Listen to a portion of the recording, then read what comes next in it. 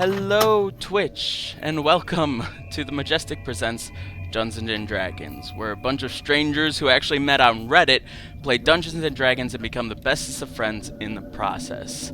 I am TheMajestic, creator of this channel here on Twitch, www.themajestic.tv/TheMajesticGamin, Gamin, no G, as well as the channel on YouTube, which you can find the link below, or by searching on YouTube, The Majestic, all one word, and it's the very first channel result. Today we are playing our weekly game in the world of Valkyrie, and I am joined by some incredible people who I'm going to have all say hi, starting with Rachel. Go ahead and say a few words, Rachel. Hello, my name is Rachel, and I will be playing the half-elven rogue Mira Halder. Hello. Nice. Justin? Hi, I am Justin. I am playing the. Oh, sorry. Yeah, I am playing the Fire Genasi warlock named Zashmar Efreet. I did a bad thing. What? Nice. No, nothing. Oh, yeah. I guess is that all? I lost track of what we're doing. That's good. Sorry, that really hurt, and No worries. Yeah, I'm sorry about your cold. That came out of nowhere. Like it hasn't. I'm like, okay, Justin. You're like, okay, hi. It's like I just caught you right when you. Sometimes I breathe in. It's like my and I'm lungs like, tell don't us work all right about away. you. Oh. Yeah. Brandon. Hello, my name's Brandon. I am playing the Black Dragonborn Paladin. Clip, don't have anything to plug. Fair. Dragonborn named Jax as well. Mhm. And let's go on over to Rebecca. Hi, I'm Rebecca, and I will be playing the human bard, Nathara Separate. Nice. Courtney. Hi, I'm going to be playing the cleric Delilah. Hello. Hey there, And Delilah. Thomas. Go ahead and say a few words. My name's Thomas. I run a website with Justin. We do chargeshot.com. We do a bunch of videos, podcasts, all that fun, good stuff. I'll be playing a variant human bard with the name Leslie Lyric. I'm super into wrestling, if you can tell by my shirt and my hat. Very, very nice. All right, so where we left off last week. If you have been watching, Rebecca, Courtney, and Thomas are all new this week. Their characters will be introduced throughout the gameplay. But in the last game, Jax, Zash, and Mira had gone to deliver a couple of potions, which they were hired to discreetly put underneath this one bush outside this house. But when they went there, they found a few guards that were keeping an eye on things. A bit more curious, they decided to go around back and see if they could sneak in, but were quickly met with trouble when they started hitting mines as well as being attacked by guards who were protecting the area itself. Once dealing with those guards, they made their way downstairs where they realized that some rather nasty business had been conducted between a dwarf male who they later tied up and a drow, elvish, dark-skinned looking creature who, if you don't know, drow mostly live underground and can be very fierce when met with. He left a bit of an ominous warning before his death when Mira rather quickly put an end to his life. But then met her own demise when a little incident happened with an exploding vial of poison, which is incidentally what they were delivering. They found multiple vials. One of them exploded. Mira went unconscious, and she's been lying there ever since, while Jax and Zash have been searching the basement for things that they could find. The basement itself set up with some really demonic, weird-looking ruins, to some pedestals which had some interesting books, to a very interesting rod that they found in one of the display cases, which was quickly disarmed and gotten to. Now, when we last left off... Whoa. Rewind. When we last left off, I believe it was Zash who was able to read it.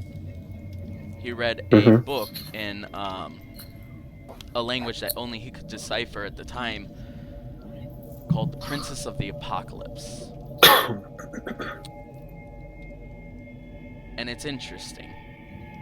At this point, Zash only was able to speak out those words when suddenly, from the corner of the room, we heard a strange hum come from a teleportation circle that Zash and Jax had noticed earlier. But it begins to glow and dim cyclically as it begins to go.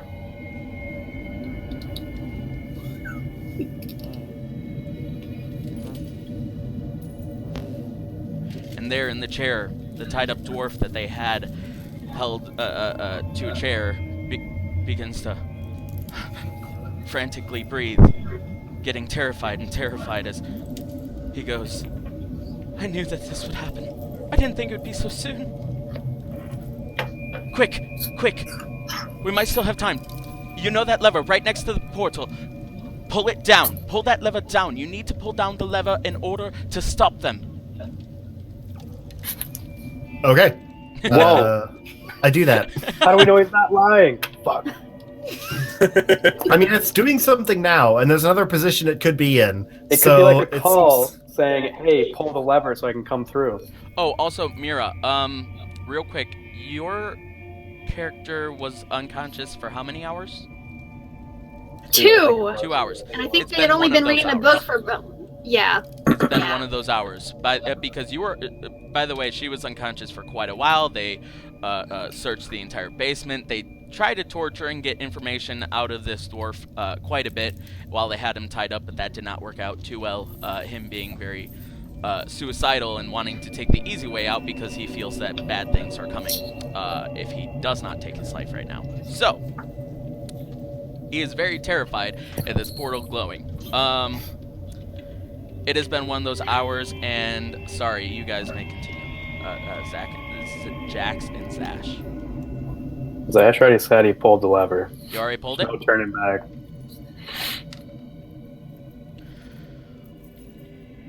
Zash takes the lever.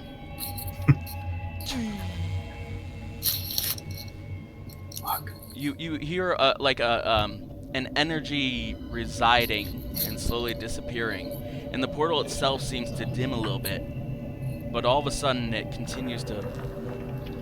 God damn it.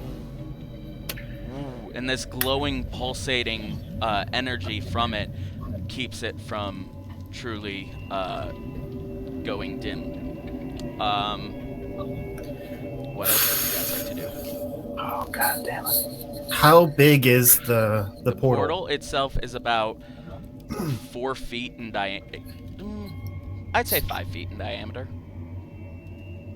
Don't forget, I did lay those ball bearings around where I knew they would come out of the portal, because you said we were familiar with the portal. So You did? I used half the ball bearings for that, and the other half You on the used half stuff. for the stairs, and yep, Yep. correct. Just a reminder.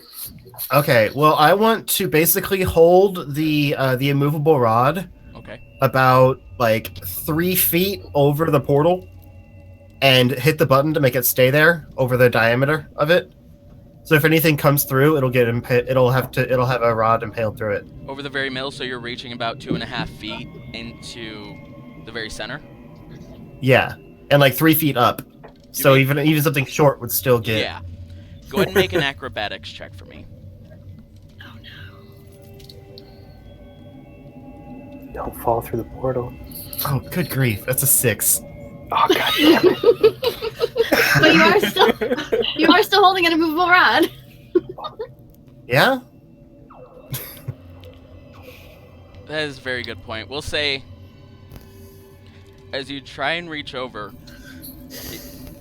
with 6, thank goodness, you don't just immediately fall in, but you do begin to lose your balance. I'll say with that 6, you're able to push the button and keep yourself and hold your place in there, but also go ahead and make a strength check for me to see if you can pull yourself back up.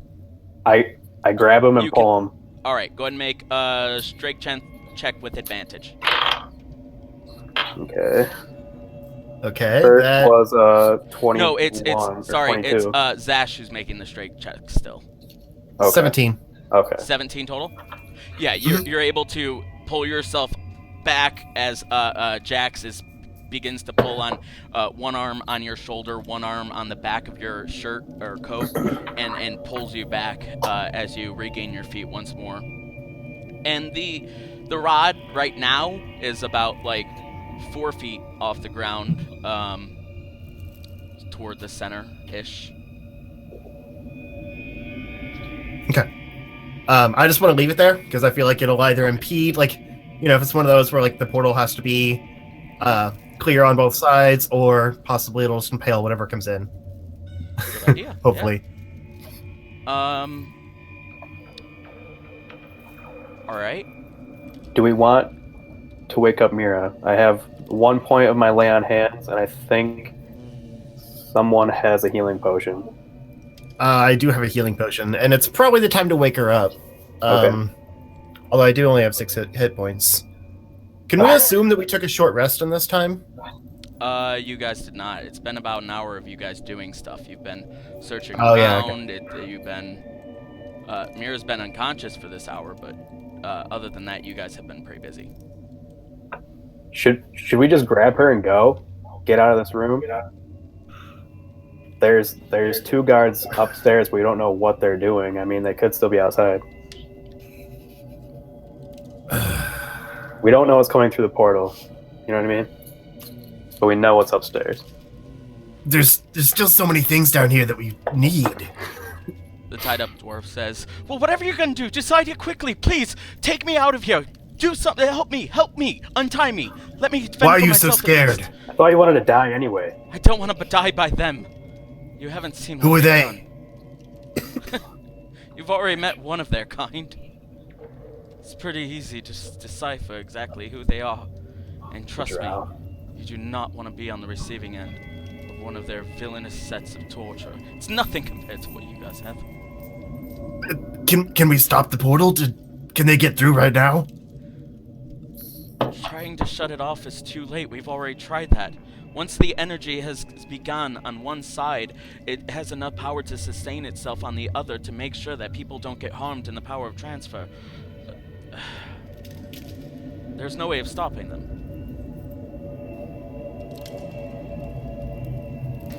Would it even matter if we left at this point? They're still gonna come after us. At that point, God damn it. one person lands up. Actually, oh, shoot. I hide somewhere. There's 1d20. There's something I can duck behind. Not that it'll help. Okay. He hits the rod, though. Hits his head on the rod, actually. A second one comes out and is able to narrowly avoid it as he is tossed out, turns around, and in the air lands on his 2 feet. This guy looking much larger. Ball than bearings. The other one. Ball bearings. 1 second still. A third one He's very proud of his Home Alone trick. comes popping out of the water as well, and is about to make a landing on the ground, but we'll see if he. And then the fourth one narrowly avoids the rod, but before he steps his foot down, I'm going to go ahead and do this. Please hold on 1 second, people, as we do a nice little transfer. Now,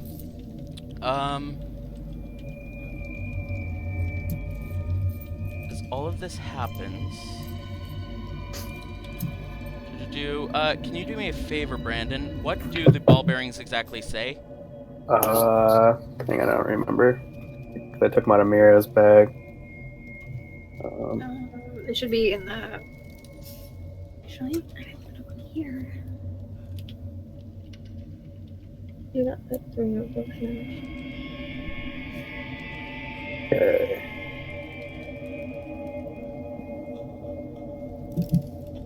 Creature moving across the covered area must succeed on a DC 10 dexterity saving throw or fall prone. Okay.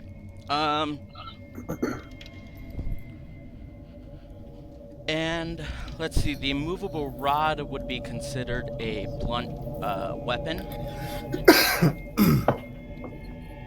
So, let me go ahead and take a look at that, but first, let us... There's 4 of them? Fuck. I thought there's 3.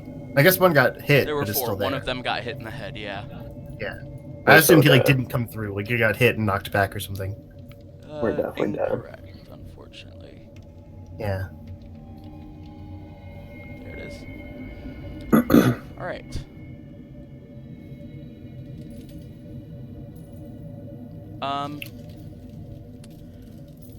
So one of them ends up hitting his head with a blunt instrument.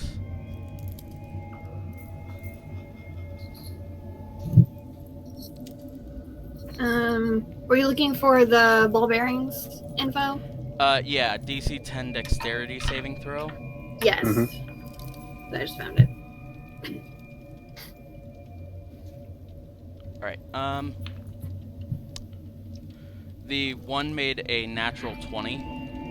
Oh, good lord.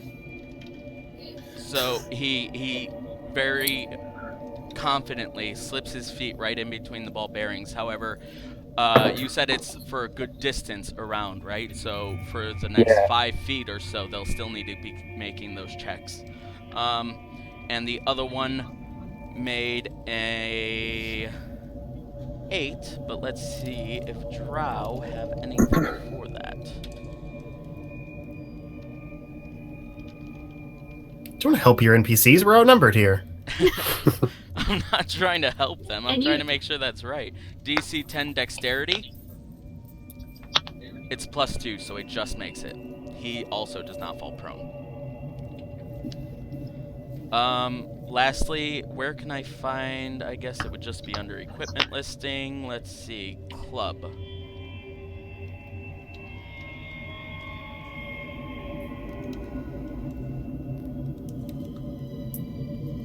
1d4 bludgeoning. However, he did roll a 1, and that's why he certainly hit the club. So that is 6 bludgeoning damage to him. Nice.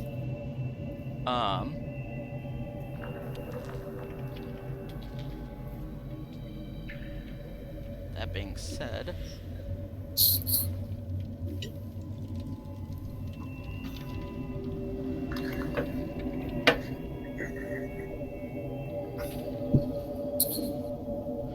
I think I have an idea.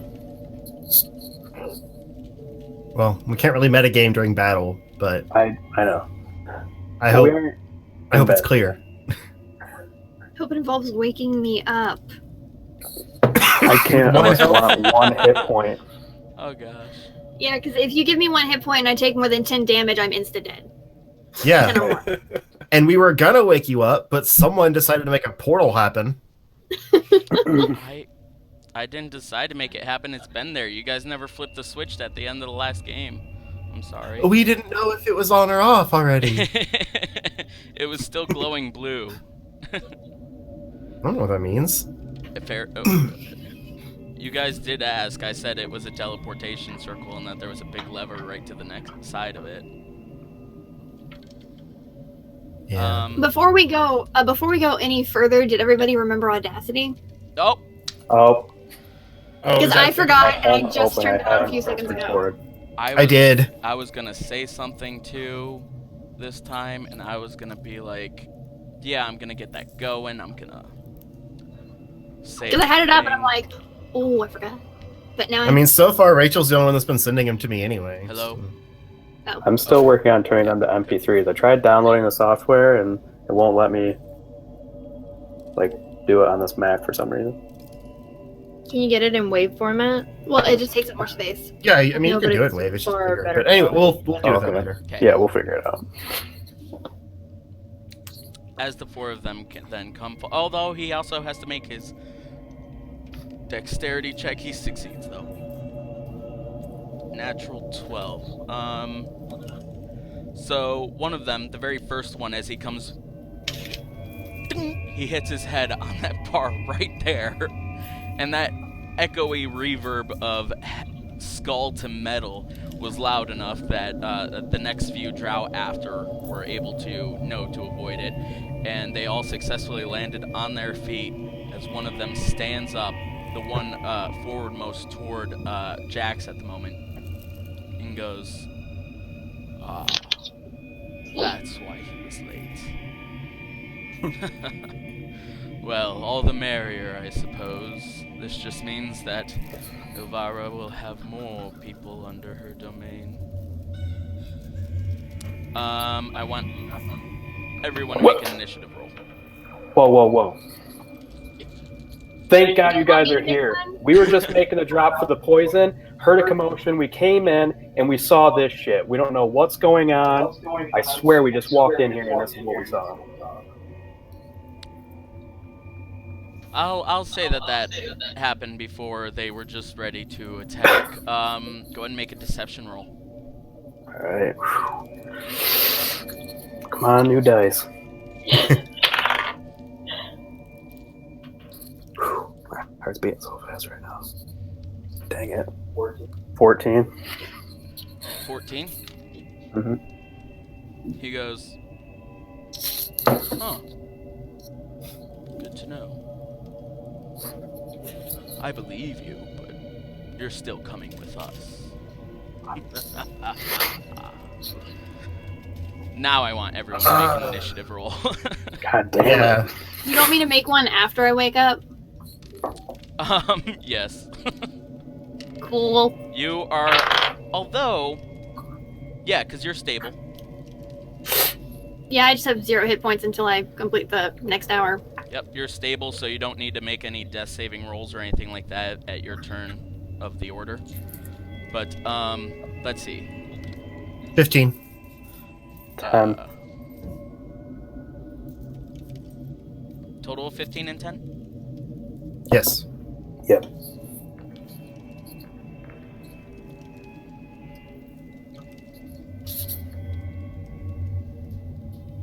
So we are going to fight these guys, right? Not, like, go with them or anything? Like, continue diplomacy stuff? Well, he said he believed me, but no matter what, we were going with them. I don't know. You can try. I mean, that's D&D. You can certainly try and... No, I was asking Brandon. Oh, that's metagaming. You guys can't really... It's kind of a whisper. Like, we're close to each other. If it's a whisper, then it's on your turn. Otherwise, it is a bit too meta. Am I going first? Nope. Okay. We'll see what they do first. Yeah.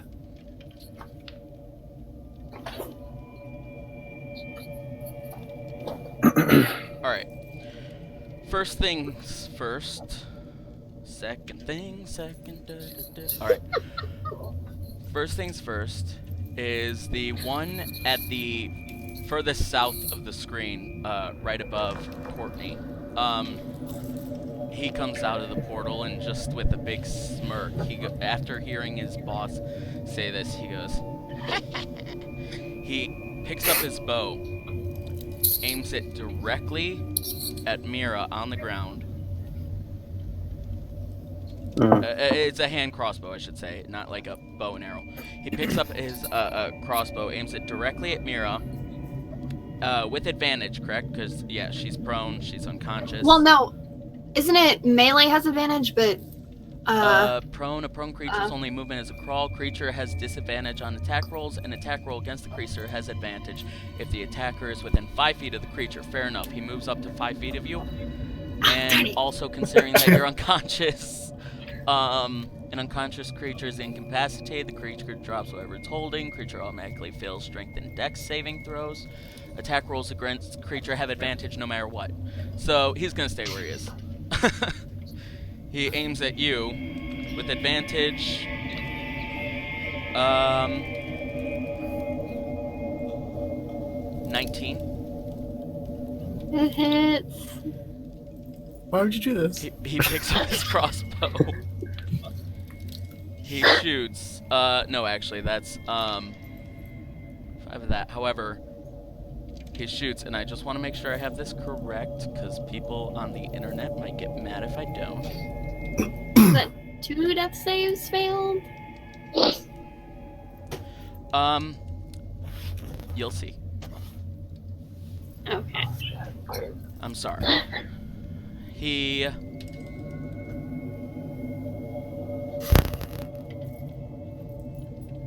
Okay.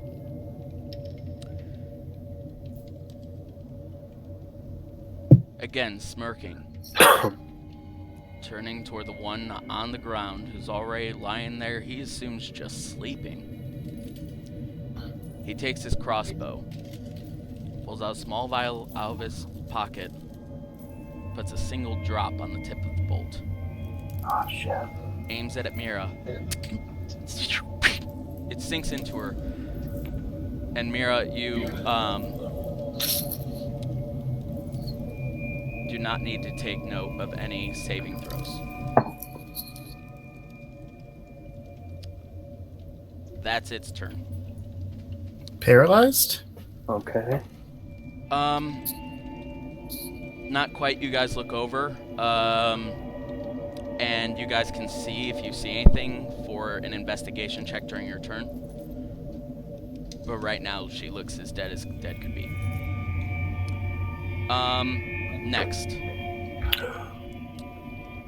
It is the big guy's turn. The one who told you that you guys are going to Elvira, and he goes, this is gonna be a piece of cake. He is going to turn toward...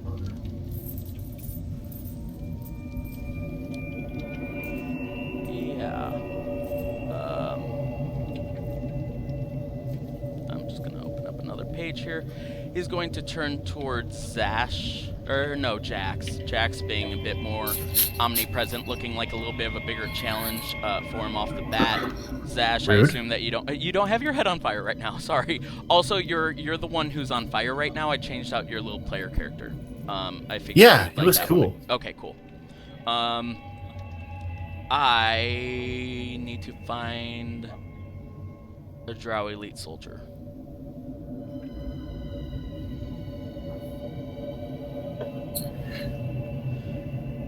He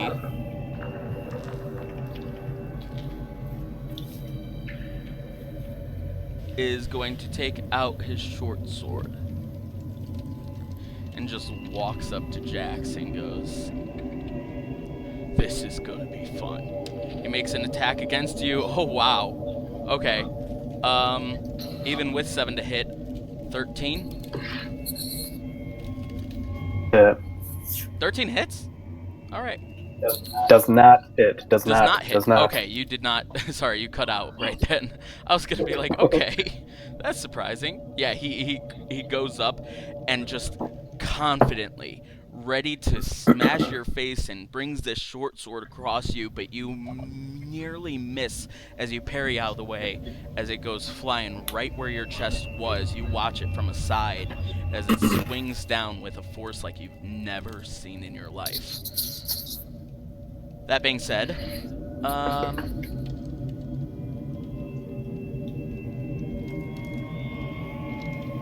he takes not necessarily a step back, but him having just moved right up to you is going to move over this way around this pedestal right there so that he can see both of you.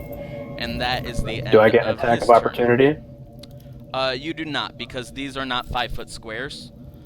This is Okay. 5 foot by 5 foot. These are 2.5 foot squares. He's still within your range of melee attack. Okay. Okay. So you do not need to move to attack him, and it is now Zash. Okay. I'm going to do an investigation check on Mira. All right, go ahead and roll. 20. 20? Very nice. What is the number if you were to be rolling medicine? Or no, this would be investigation. With 20, you see very faintly, very shallow breaths coming from her.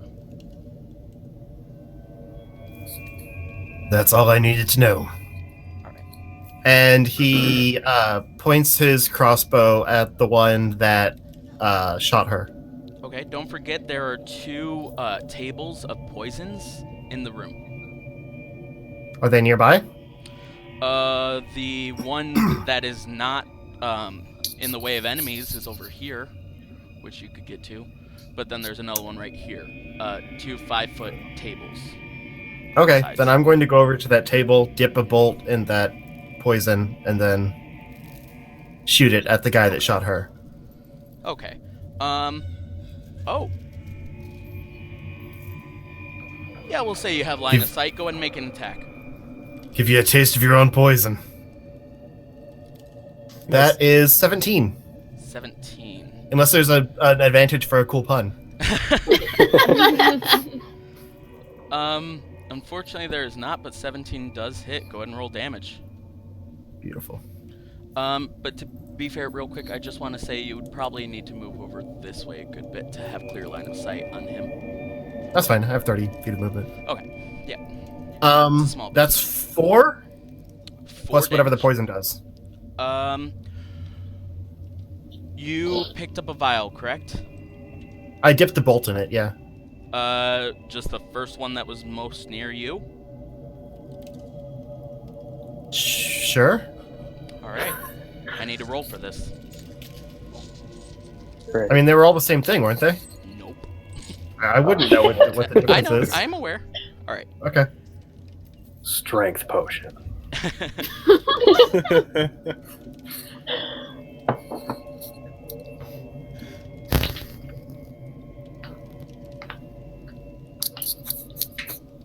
Oh. That's a That little doesn't bit sound great. unfortunate. You dipped Oh, for you. You Okay. dipped it in drow poison. Perfect. They are drow. Which, despite what the name would lead to suggest, does not mean that it is perfect for killing drow, but... Oh. Well, we'll see. And... Although, to be fair...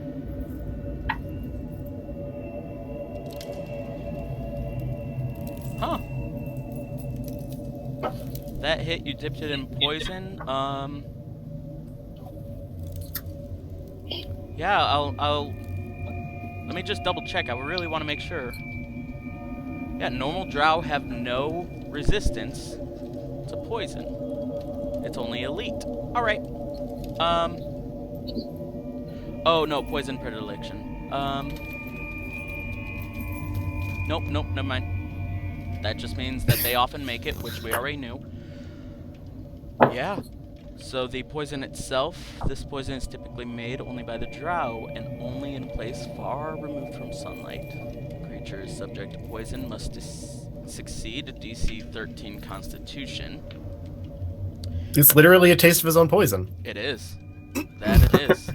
His Constitution modifier is nothing, so he fails that. Nice.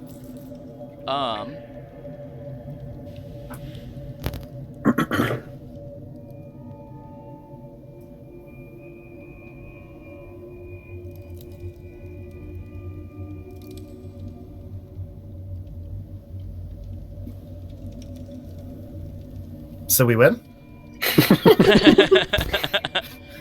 Let's see. It said a DC 13. It lost by 5 or more, so he instantly becomes unconscious as well. He just Nice. drops to the ground. As Finally, I killed someone. As you just look at your bow, look at the table where you got this poison from, and are just stunned and amazed and super happy, but also like you don't let that show too much. You make it seem like you knew that was gonna happen from the very first dipping the bolt in the poison. That being said, it is now. He just mutters under his breath real quick. No one picks up my friends but me. It is now the drow's turn, who smashed his head on the whatchamacallit as he came flying up through the portal. he is going to also take out his crossbow, having seen you done that. First off, he is unconscious. He is going to move around to here and take a shot at you. Bring it on. Oh my god, so near a critical miss. But still a total of my god. 6. Nope. Alright, as he moves around to the side, it goes sticks into the wood of the wall behind you on one of the beams that support the stonework. And he just looks a bit amazed, a little bit worried that he did that, and he's actually not worried of you, though. He looks over at his boss and sort of just backs up into this corner here. Next it is Jax. Okay. First, I just kind of like look over at Zash. I'm like, keep doing that. And then you said the big dude is still in melee range of me, right? Yep. Okay. I'm just gonna take a swing at that dude. Okay, go ahead and roll for attack.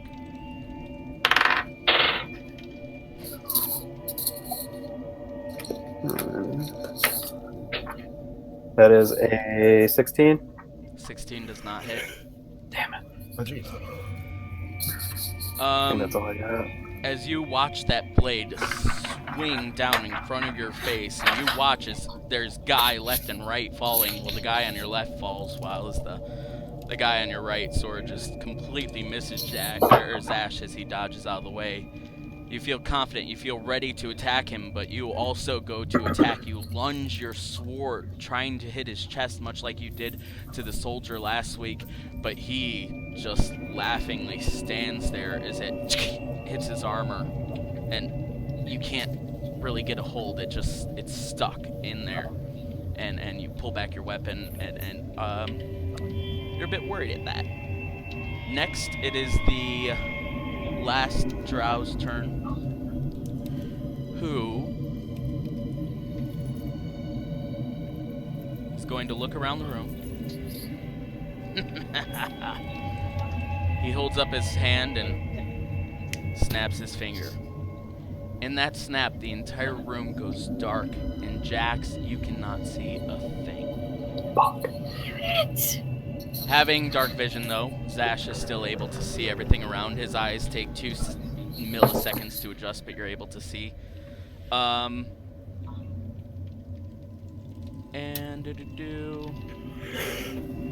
that is his action, so he's going to then stay in the corner where he's at, sort of go even further between the portal and the table that had the amulet or the rod in it.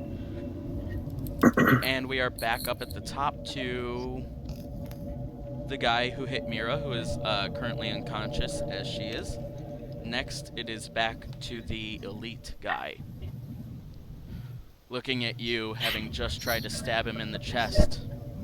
He's gonna make an attack. No, wait, I think I might have done something wrong here. I might have.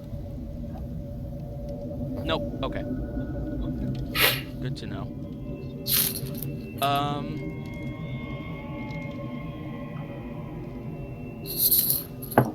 That would be pointless here.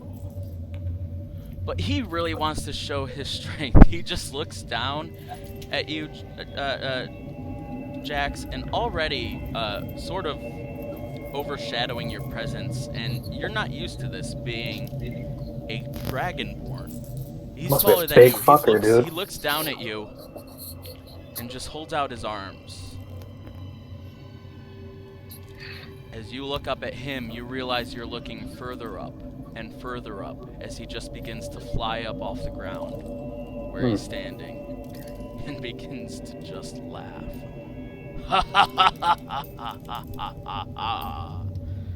Alright, next it is Zash. So he's flying now? Yep. Okay.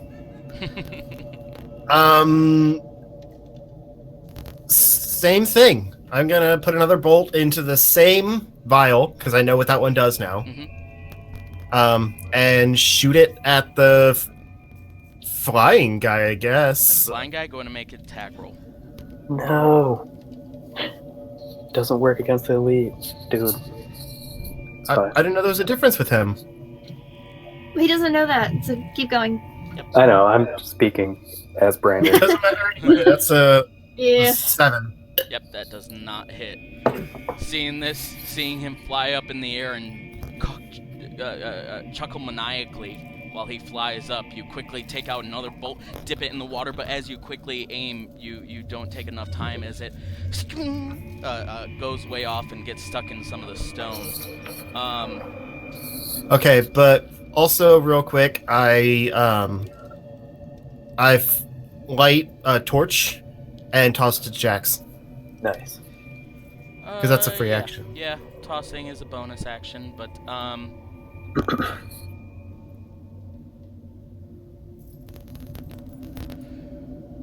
yeah, we'll say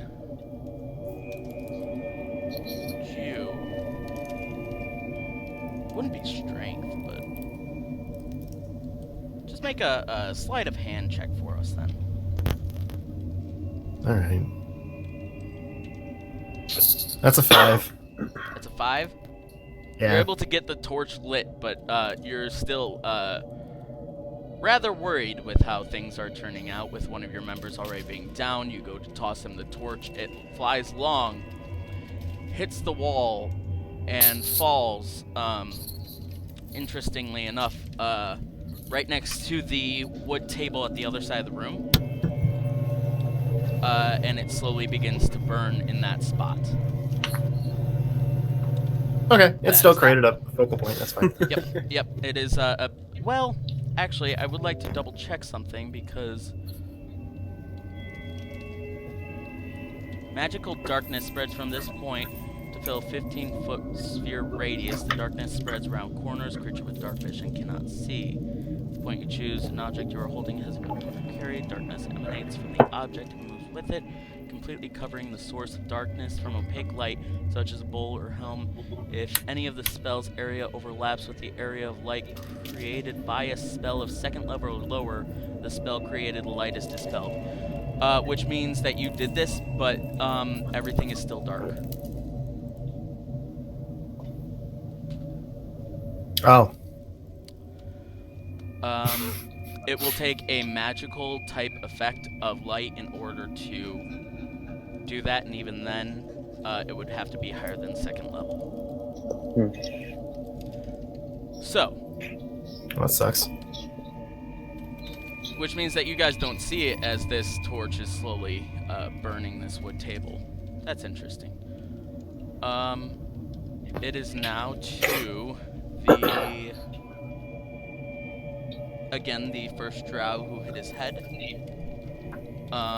who went over there and attacked Zash. He's gonna do the same thing. He's going to make an attack against you once more.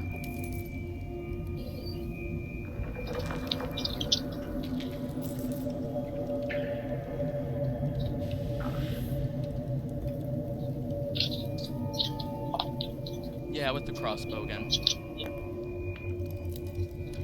21. Yup.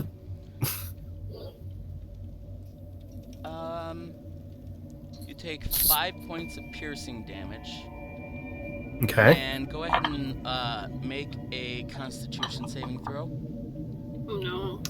If I wanted to do a reaction, would it be after this saving throw? Like what?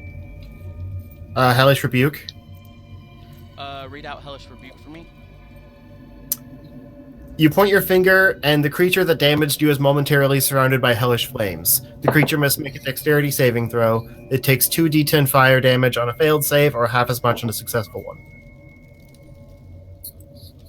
I think for this one... It says instantaneous. Yeah, it's, one reaction. So it is after he damages you.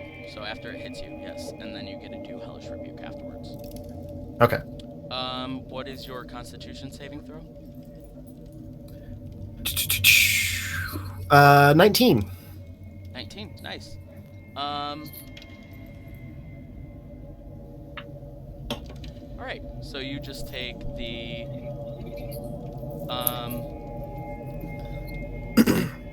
7 points of piercing damage. I think you said it was 5. Did I? Sorry. We'll Yeah, say you it's said 5 5. then. But Okay. sorry, that was supposed to be short sword. Oh no, that's also 7. You said 5. Oh, by 5 or more. Sorry, I was rating ahead. We'll say it's 5 though, because that's a roll anyway, sort of, technically. But Thanks. in this case, it's the natural thing. So you take 5 points of damage, and you can go ahead and cast Hellish Rebuke. You do a dexterity saving throw.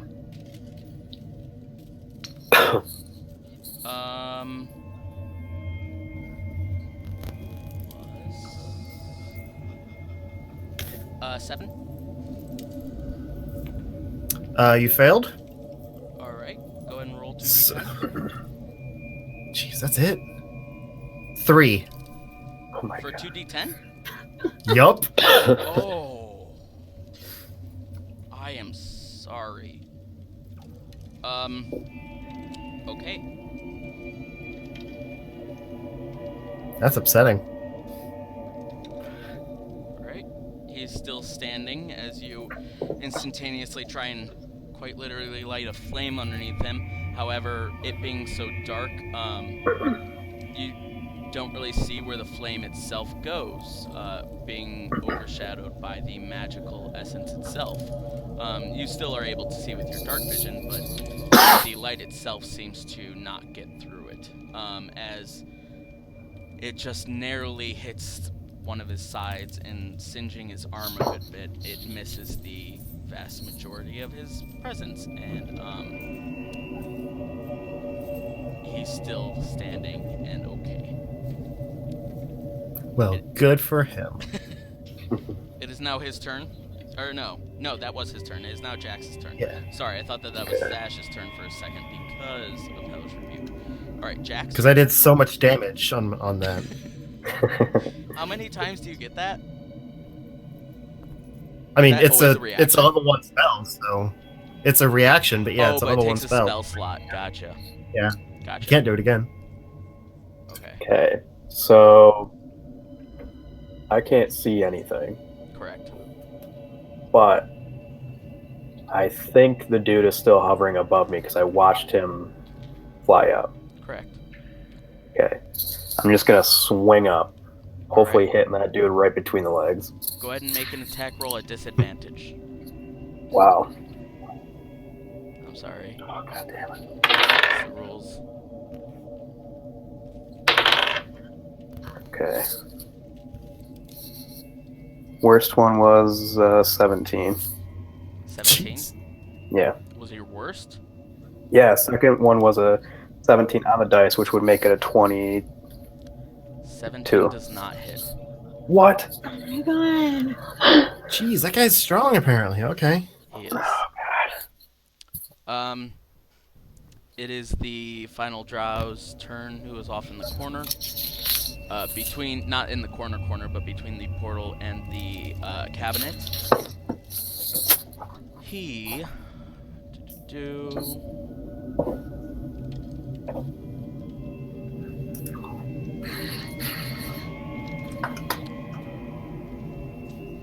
He's again going to look around the room.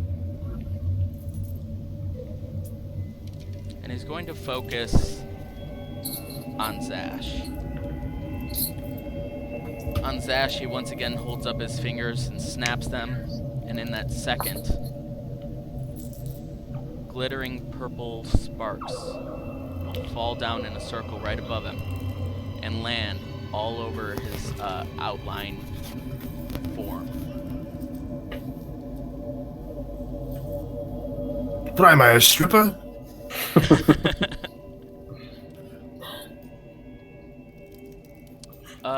Technically, this is the first level, so it still does not shed that light. So, well, I don't know. Is this glitter dust? This is fairy fire. That's what I thought it was. Any attack rolls against the creature have advantage if the attacker can see it. And really, the only one who cannot see in this whole room is Jax. Mm-hmm. But isn't this the thing where like no light gets through the darkness? That would just be to shine you up because it says it creates dim light for a 10-foot radius. But that technically does not happen. Yeah. Let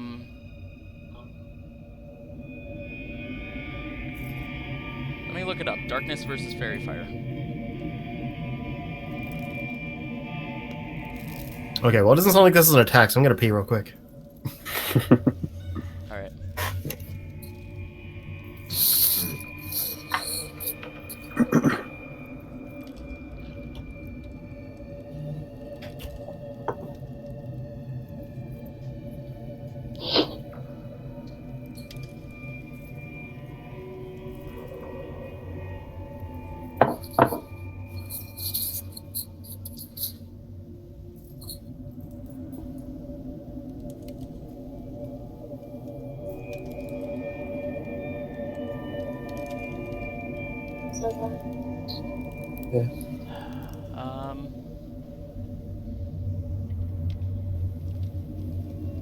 This has just got to be my call, I guess, because I'm seeing lots of debates right now.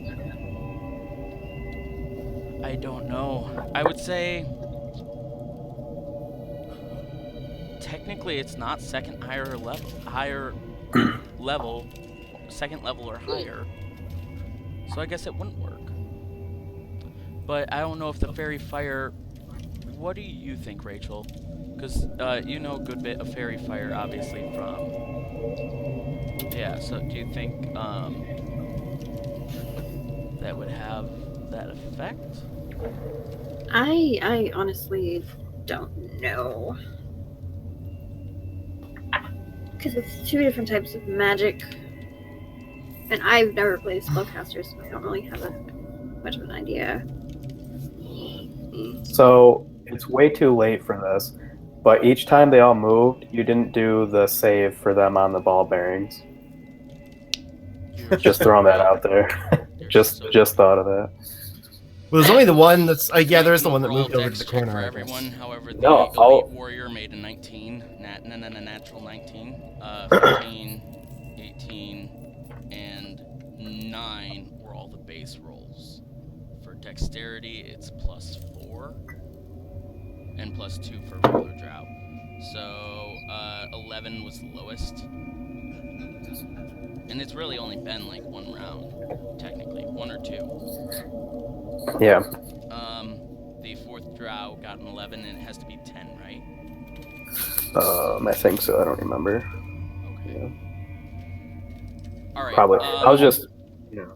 I'm gonna say then, yeah, I guess it wouldn't have advantage because it's not a level 2 or higher level spell. Because darkness, creature with dark vision cannot see through it. It says, if the spell's area overlaps with an area of light created by a spell of 2nd level or lower, the spell created by the light is dispelled. Mm-hmm. But is that on casting, or is that overall? Is the question. I mean, it sounds like it just doesn't create the light that you're trying to create. So, like any other effects of the spell would work, but it doesn't create the light. Yeah, So, if the we'll whole say point it's of the dispelled. spell is the light, then it doesn't do anything. Yeah, we'll say that's dispelled. So he tries to cast it. He snaps his finger once again, and as you see a little purple glitter fall from the sky, it slowly disappears about halfway down the room, and nothing really happens as he looks a bit worried at his fingers. Again, looking worried, not up toward you, but up toward the elite soldier. It is I'm now. just curious, exactly where was this cast? Just because it does have a 20-foot cube range. Yep, he cast it off of the room, technically, which I thought of that as well, and technically it would be, like, right around here, which is, well, I mean, you could go, because that's 10, and then that way, but yeah. He cast it sort of out of the room. Okay.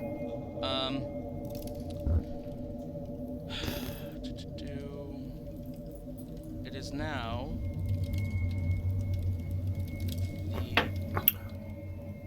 that drow,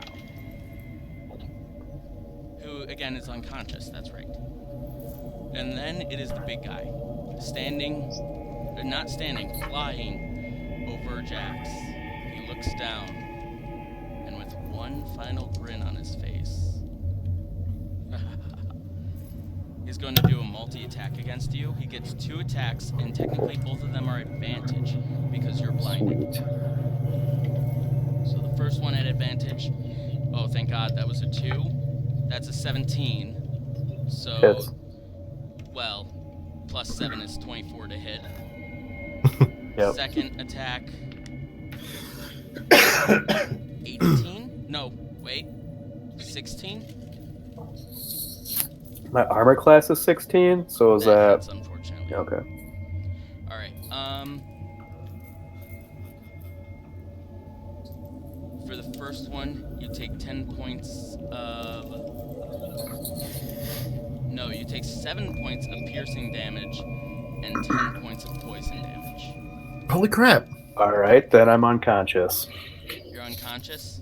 Wow. With Yep. the second one, it's the same thing. Again, same for you. Do not make any ticks on your death saving things or failing things.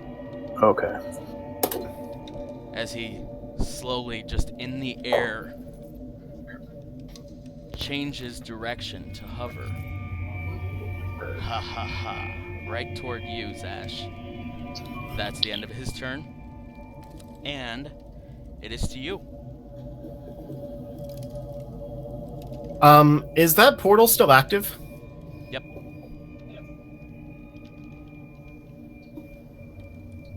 Okay. I kind of want to make a run for it. All right. Well, that's probably where they're gonna take you anyway. Mm-hmm. Yeah.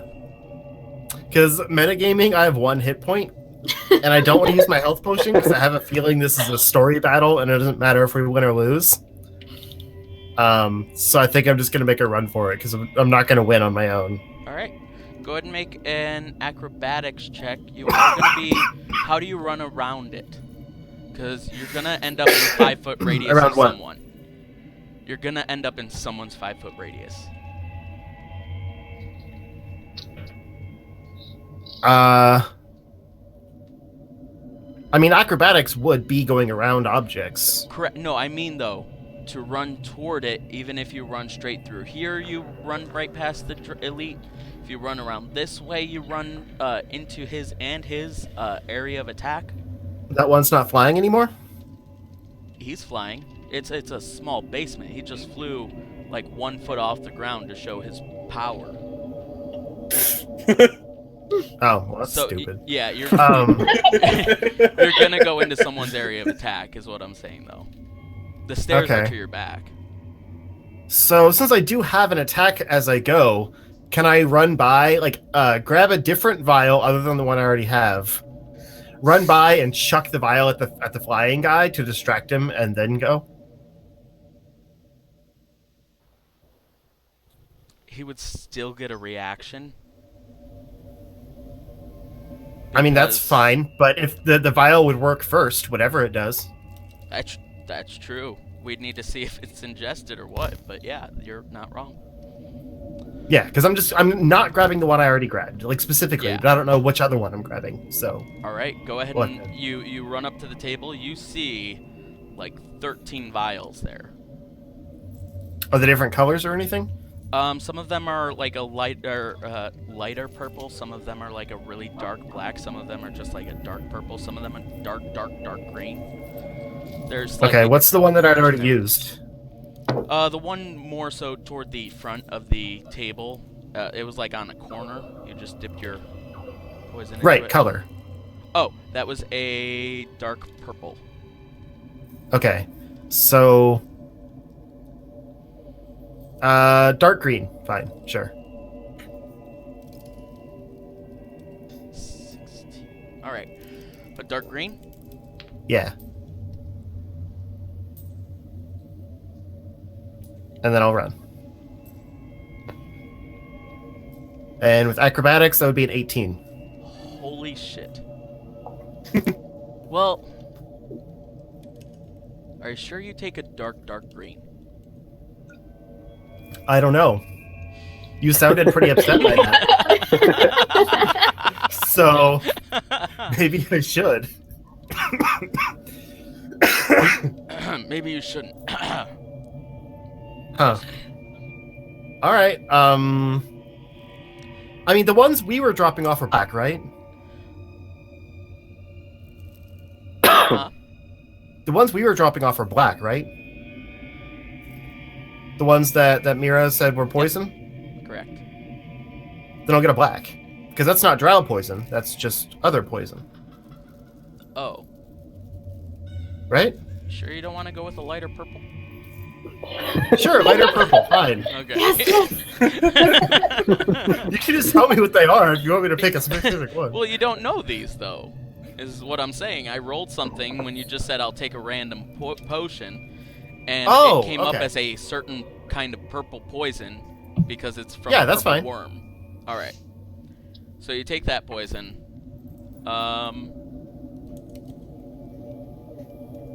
Yeah, it just says a creature subjected to. So you go ahead and run by. Do us a favor. Mm-hmm. You run by what way? You here's the table again right here. So you run across, you pick that up, you throw it at him and jump over Jax, or run around Jax, or Probably around. around. Alright? Mm-hmm. Go ahead and make a I don't know. No, you just throw it at him, so just make a strength check just to make sure that that bottle breaks. That you throw it hard enough.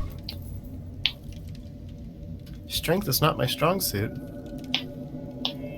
That's an 8. Yeah, so long as this wasn't like a 1, 2, or 3. If the Okay, bottle cool. breaks, it smashes. He's subjected to the poison. He must make a DC 19 Constitution saving throw. Oof. He made a 12 total.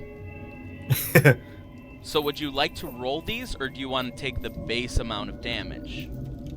What is it? 12d6. What's the base? 47. 42. Oh yeah, sure. Alright. I'm not gonna roll better than that. Well, they do base amount is exactly half pretty much most of the time. So Really? you could get, between the possible things, because there are 12d6, which means that the lowest number is 12. The highest number is 72. Yeah. So 42 is about right in between there. 12, 72, 42 is right in the middle. I'm not sure I can even do 12. Yeah, they keep stepping on each other. Okay. So he takes 42. Wait, I think I got it. Hold on. Okay. This math. 5, 10, 15, 20, 28, 30, 32, 37, 38, 44, Nice. 50. 50. So, not too far away. Nope. So you pick up this poison. You just think in your head, to hell with it. You quickly run up towards him. You throw the poison at him. It smashes. The poison drips all over his body as all of a sudden you see it acting more like an acid. It begins to singe the outside of his skin, and he cries out in pain, taking 50 points of damage. But he's still standing there. Holy crap. And as you run by, he takes an attack with his short sword. Oh, what? Surely that would distract him. They still get a reaction. I am sorry. And no matter how much damage you do, they get a reaction. No matter. All right. Unless you were paralyzed of some sort, that you had done something, which again, unconscious. Some of them could have done that, and it was possible to kill him with that poison, but it just was not enough. So, hold on. I'm just going to right now take a picture.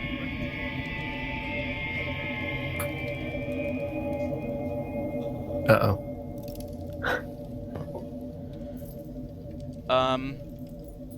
He rolled a natural 20. Oh Cool. Cool. He too swings. 5 doubled is 10. Plus 4 is 14 points of piercing and 10 points of poison damage. I'd be dead then, right? Well, the poison is something a bit different if you're already unconscious. So the piercing kills you? Or, well, knocks you out? I mean, I have 1 hit point. And a constitution of 14. Well, no. What's your total hit points? Like your 10. total max? Again, the piercing is still something else, so don't worry. Okay. We were worried about this the other day too, but I'm still not going to do that because it's still something a bit different. You two drop to the ground. As life as everyone else, we are going to switch things up. You watch as the light slowly fades, then Zash doing this awesome move through the air like parkour. Went out like a Banff, at least. Yep. The light slowly fades as your vision gets smaller and smaller and smaller. And there, slowly focusing on his feet as they slowly descend back to the ground, you watch as this elite soldier comes down. Ha ha ha. Looks you right in the face as your vision then completely fades through that circle to black. Now,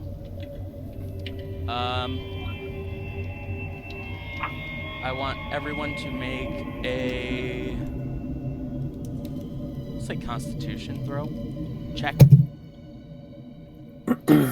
Just the Constitution modifier? Just your Constitution modifier, not a saving.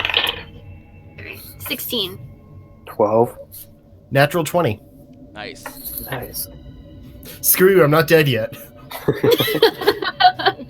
You are not wrong.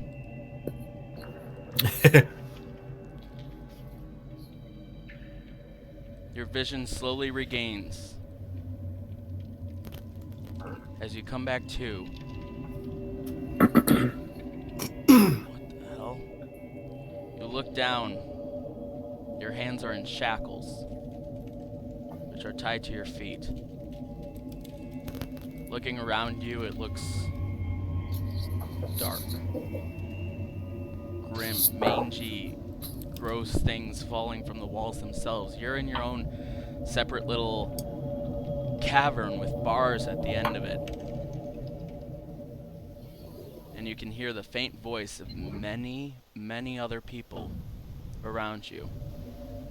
As you look up and look in your room that you're in, this cavern itself, you see your friends.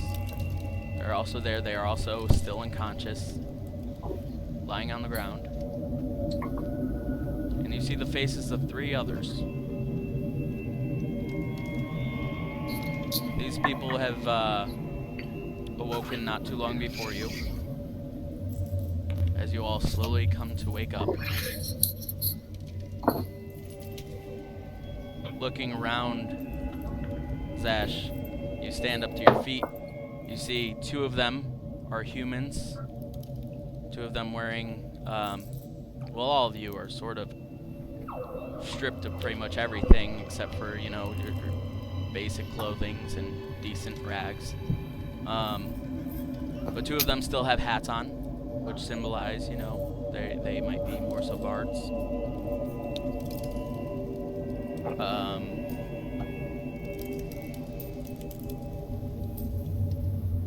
Everyone is slowly beginning to wake up, though. Everyone is slowly coming to. And I will leave it to you guys. Was this a long rest?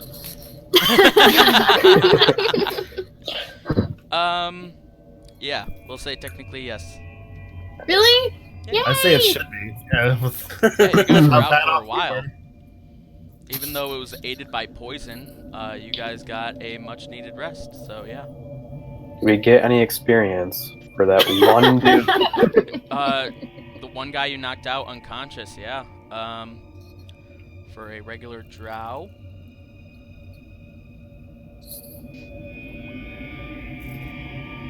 $50 XP divided amongst the three of you. There was only 2 of us in that battle, so That's true. 25. True. Yeah. 25. Nice. Sorry. I play for keeps, Mira. I'm just still mad that you guys didn't wake me up. You would By have the way, am I died coming anyway. too? Yeah. Am I coming too? To be fair, the very first guy who like popped out the portal and had the first initiative attacked you. So Yeah. Yeah, you would have been knocked out anyway. If they had gone first, then they might have been able to, but they could not do that then. Okay. So we're all awake now, or just Zash? And you said we're all in the same room? Zash is waking up. Everyone else is slowly, groggily coming to. Yeah, you guys are all in the same room, pretty much.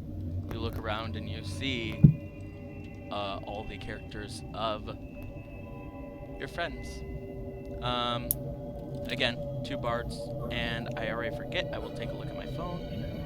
Oh, I gotta send you guys that picture. I was trying to for a second, and then I got caught up in having to tell the story, and I cannot find it, so let me go here and do this. Okay, so I look around and immediately go to shake Jax awake. Shit. Fair. Make sure he's okay, and then check on Mira. I still don't want to touch her, you know. Oh, Respect. I did it in Snapchat. No, sorry. Okay. I gotta do other things. You just try and wake her up a bit. I kind of like I like psst, like kind of gently around her. Again, I don't want to like shake her or anything. Okay. Yeah, we'll say slowly she comes to. What happened? It's a long story. Still trying to figure out where we are right now, honestly. Are you crouched down Maybe. to my eye level? Huh? Are you crouched down to my eye level? Because I'm assuming I'm on the floor. Oh yeah. Yeah, I was kind of down there, Hey, like You know where we are? hey. I would like to take a swing at Zashmar in the face. Wow. What? Oh right, because I knocked you out. Yeah! Yeah, you did! Yeah, you Going to did. make an attack roll. I forgot. Would that be with strength? Or unarmed? Yeah, unarmed. Yeah. This can only go terrible. Oh! 17 minus 1, so 16? That hits. You take 1 point of blunt bludgeoning damage as she just up and smacks you right across the face. What? Seeing this, I know Give Mira's you- alright. What? If you ever so much as hit me with an Eldritch Blast again, I will end you. Do you understand? It was an accident. I don't know my own strength. I'm sorry. Kind of like when I cut that guy in half. Yeah, Jax could have got in half. You didn't punch him. He didn't hit me with that attack. Well, I all go I'm up to the saying new is it people worked. and I want to The ask guy's them if still they have alive. any You're idea welcome. where we are.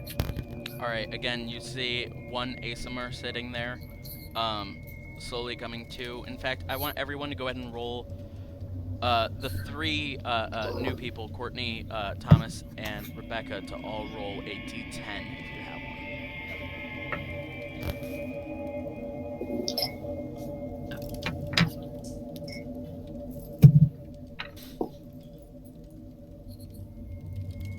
5.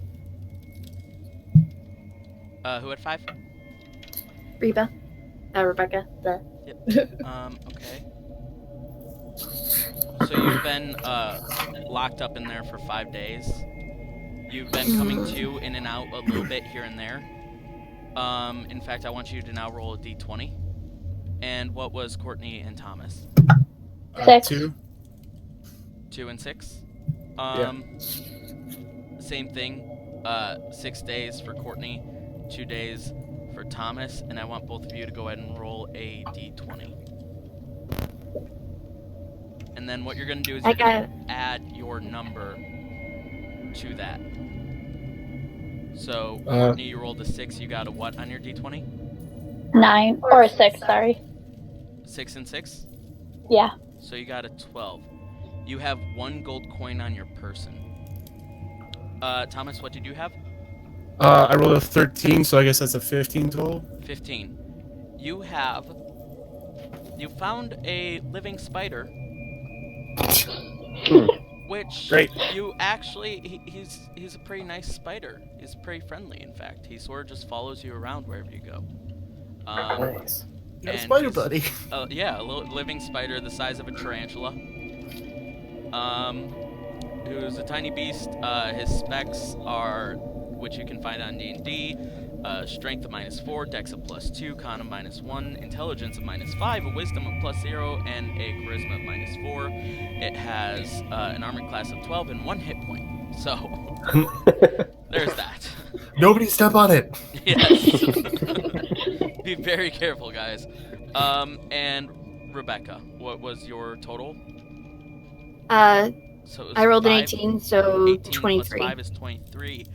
You found a rusted iron bar as you came in and out of consciousness, which can be used as a club.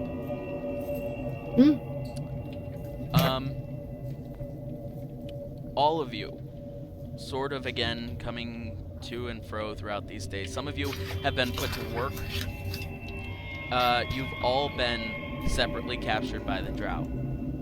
A fate that you would not wish upon anyone, yet here you are. Locked in a dark cave, the cold, heavy weight of metal tight around your throat and wrists as you're chained up. But you're not alone. Other prisoners are trapped in here with you. In an underground outpost, far from the light of the sun. Your captors include a cruel drow priestess who calls herself Mistress Elvira of House Misery.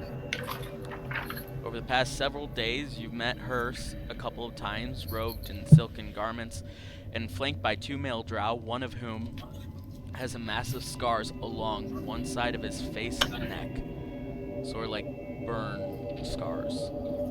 Mistress Elvira likes to impress her will with Scourge in hand and remind you that your life now belongs to her. She'll say things like, accept your fate, learn to obey, and you may survive. Her words echo in your memory, even as you plot your escape. I want everyone to make a, we'll say, just base perception check, or wisdom, we'll say, actually. Okay. 2. Real dumb. Sorry, not the Zash, Jax, and Okay. Mira, just the 3 new people, sorry. Okay. Gotcha. They've been here a little bit longer. What can I say? Okay, so that's a roll of -1 for me. Your mic is a bit in and out. Thomas, what did you say? So I roll a d20, and then that's the -1 for me. D20 minus Okay. 1. Nice. No, I'm just confirming. Yeah. Okay, 16, so then 15. 15. All right. What did everyone else have? I got a 10. I got 19. All right, 19 from Courtney. I got a rock. All right. A couple of you have met these a good number of people down here who are locked up in the adjacent cells, which again are more so hollowed out caves with bars on the outside of them. Courtney's character as well as Thomas's character more so know a good number of them. There is Pepito, a talkative, cunning Dero, who is a male Dero. Pepito is surprisingly gregarious and talkative, demonstrating a keen mind and disarming manner. He looks a little bit worse for wear, though. Darkened skin, a lot of these people being meant for underground living. His darkened skin and rustic beard sort of give the presence of more so an ominous manner. Next, we meet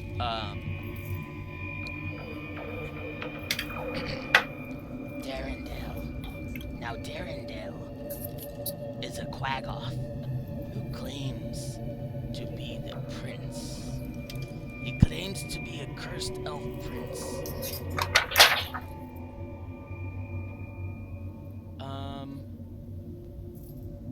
I'll say exactly what it says. This hulking quaggoth is the most menacing-looking prisoner in the slave pens, and the other prisoners give him a very wide berth.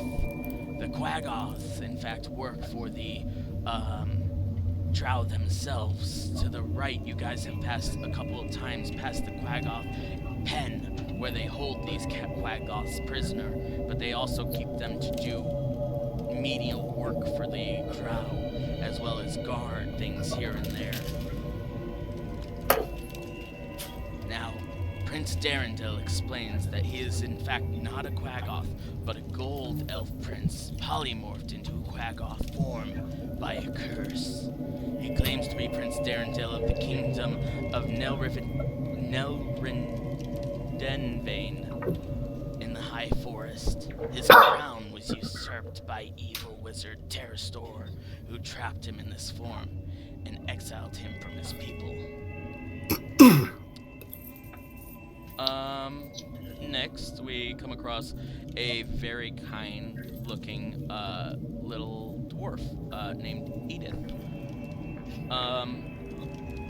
Eldeth. Eldeth Feldrun is a female dwarf scout from Gentilgrum. Eldith is high-spirited and proud of her heritage and her people's achievements in reclaiming an ancient dwarven kingdom. She suggests that Gentilgrum is a destination to escape from the Underdark. Eldith is stubborn and hates the drow and all other corrupt dark dwellers, such as the Darrow and the Durgar. She wants to get back home, but is also self-sacrificing, and therefore one of the people that might need to be looked out for a bit more. You guys have met a few others. There's Ront, a male orc from the Ice Shield tribe. Ront fled from the slaughter of a band of orcs at the hands of dwarves, falling down a shaft and wandering to the Underdark before being captured by the drow. He's ashamed of his cowardly act and knows that Groomish, the god of all orcs, is punishing him. But he also doesn't want to die, or at least not in drow captivity. He's a bit of a bully, though, overall. And I will say that another one you guys met, interestingly enough, there in the middle there is, of course, Ront. Another one who you guys have met is I am Stu. Yep, that's him. Stool? Lovely. I am Stool. Iron Stool, yeah. I am Stool. Cool. He's I'm gonna go talk to the poop man. Myconid Sprout, captured by Xerath, which, strangely enough, is also in here as well. He is a male drow too. Xerath, you guys have met too. We'll get to him in a moment. Stool is lonely and frightened, wanting only to return to his home in Neverlight Grove.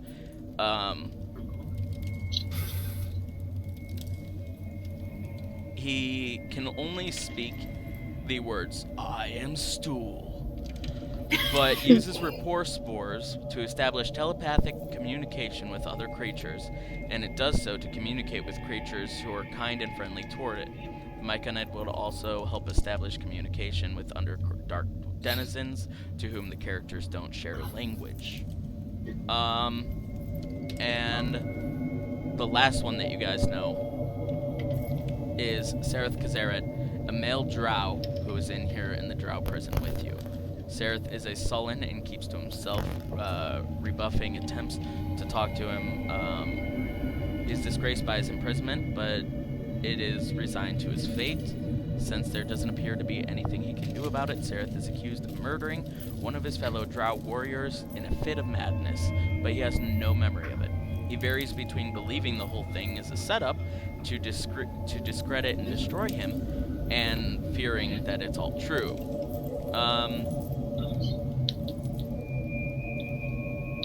Yep. Alright. So these are the people who you know, and the drow themselves occasionally have you do miscellaneous work, from empty chamber pots into the, oh, I should really change the picture of that. From emptying your guys' chamber pots, which you just have clay little pots where, you know, you do your business, into the, what's called the pool, which is a couple layers down. Good number of feet down, actually. To this. Well, there's a constant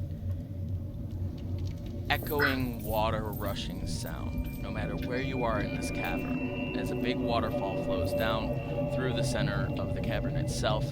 It constantly overshadows a lot of the noises that are often made and heard throughout large caverns such as this.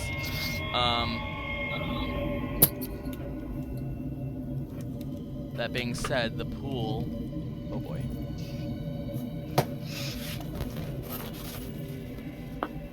No. I am so sorry, tech people. No.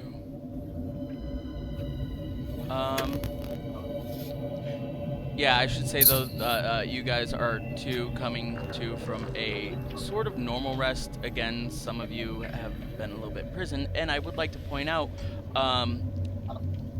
with your 20 from earlier, Zash, you notice that in the sort of cell across the way from you is that dwarf, all tied up, still in the exact same chair, looking weary. All right. Okay. I'm gonna go. Wait, are you done punching me, princess? For now. Okay. I'm gonna figure out what we're doing here then.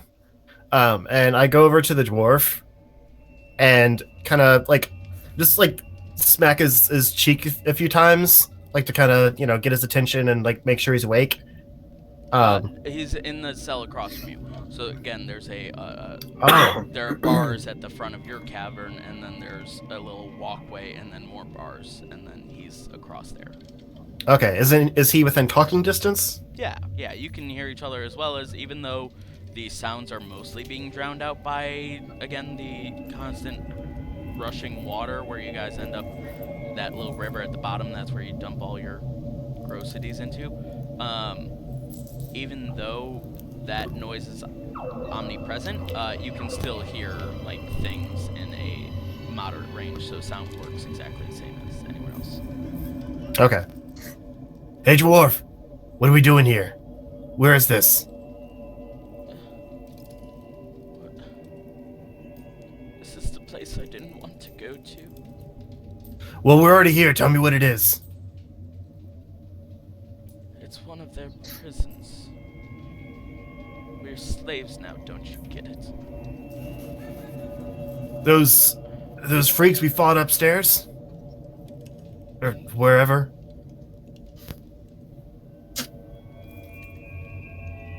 What about him? Is this... You said they, them, who... Is that who you're talking about? Essentially.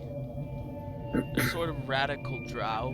Not all of them are working this way, but they control most of the completely underdark and underlying cities which run beneath Warkey that most people, if they're lucky about, don't even know that there's a thing about its existence.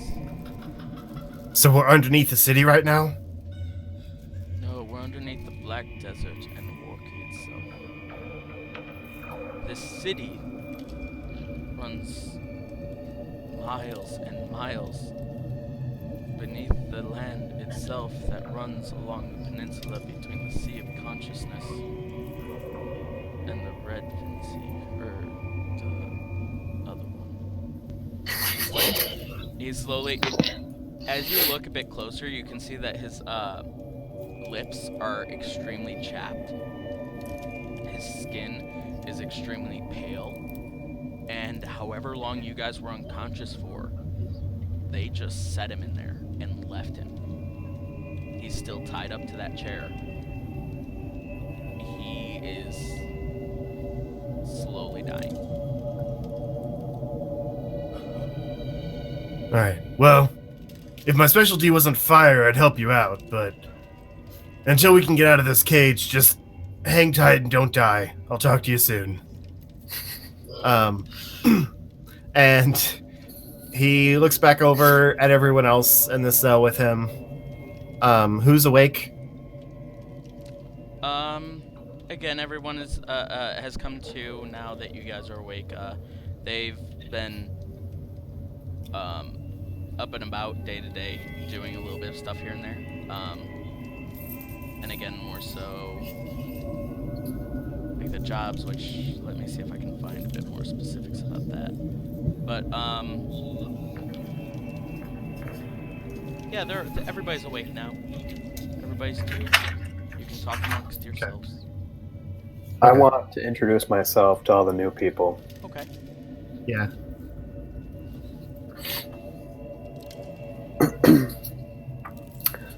So, I really don't know who to go to first. I don't know. I go to the two bards. I'm just like, hello, my name is Jax. How long have you been here for? Okay, hey there, my name's Leslie Lyric, but people call me Lyric. I've been here for 2 days. I'm not really sure why I'm here. Character voice. I walk over to Jack. Character voice is my real What's voice. going on?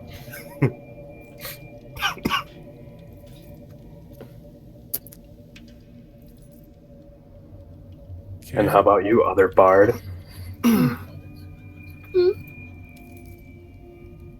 Oh, I find it very rude to not introduce yourself to a lady first. I did. Hey, lady, Well, he just I'm did. Jax. You did? Mhm. I'm sorry, I'm still half asleep. Just a quick nap in a prison. Nothing I've else to slept do. in worse prisons, believe it or not. Oh, I think I like this chick. Hello, I'm Nathara. That's all you really need to know about me is my name.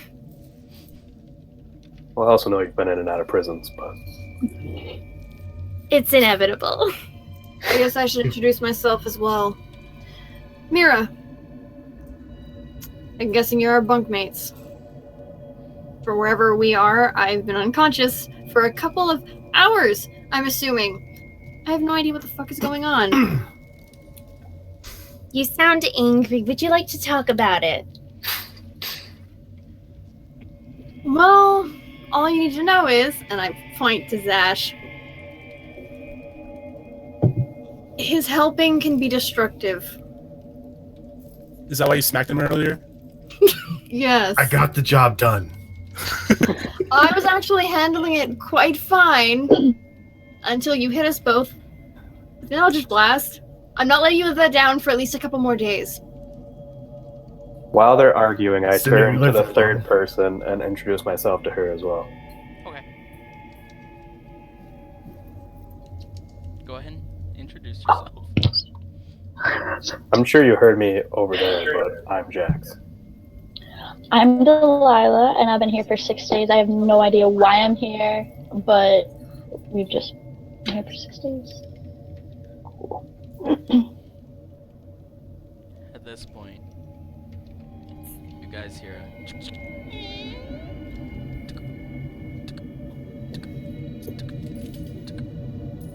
and you see come around the corner the hulking drow warrior go, "Oh good, I'm glad to see you're all awake now."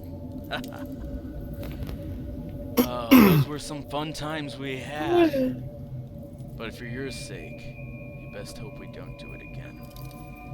Got me? Do I know you? I think I would know who you were. I'm surprised you actually woke up, to be honest. I thought you were dead the first moment we stepped in that room. But for the rest of you, you're now slaves. Got it? You do exactly what we want. If we don't like you, you're dead. If you don't listen to us, you're dead. And that's about all you need to know. See, this guy over here, and he sort of steps a little bit out of the way so that, again, his hulking presence no longer covers up the small dwarf sitting in the chair, only lit up by a little bit of light shining through the bars themselves. As he holds out his hand, he goes, "This guy over here, he was supposed to do some real good things for us. Really get on our good side. But he fucked that up.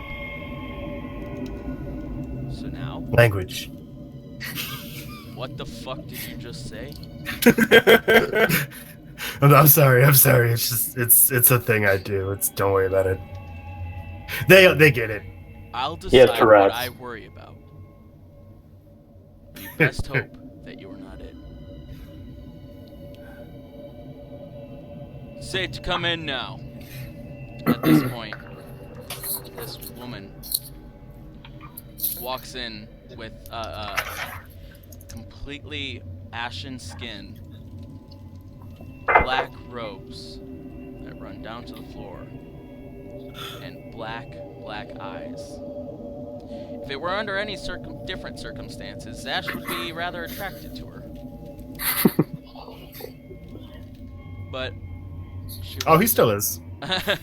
He's not like this is not his first time in prison. It doesn't bother him at all.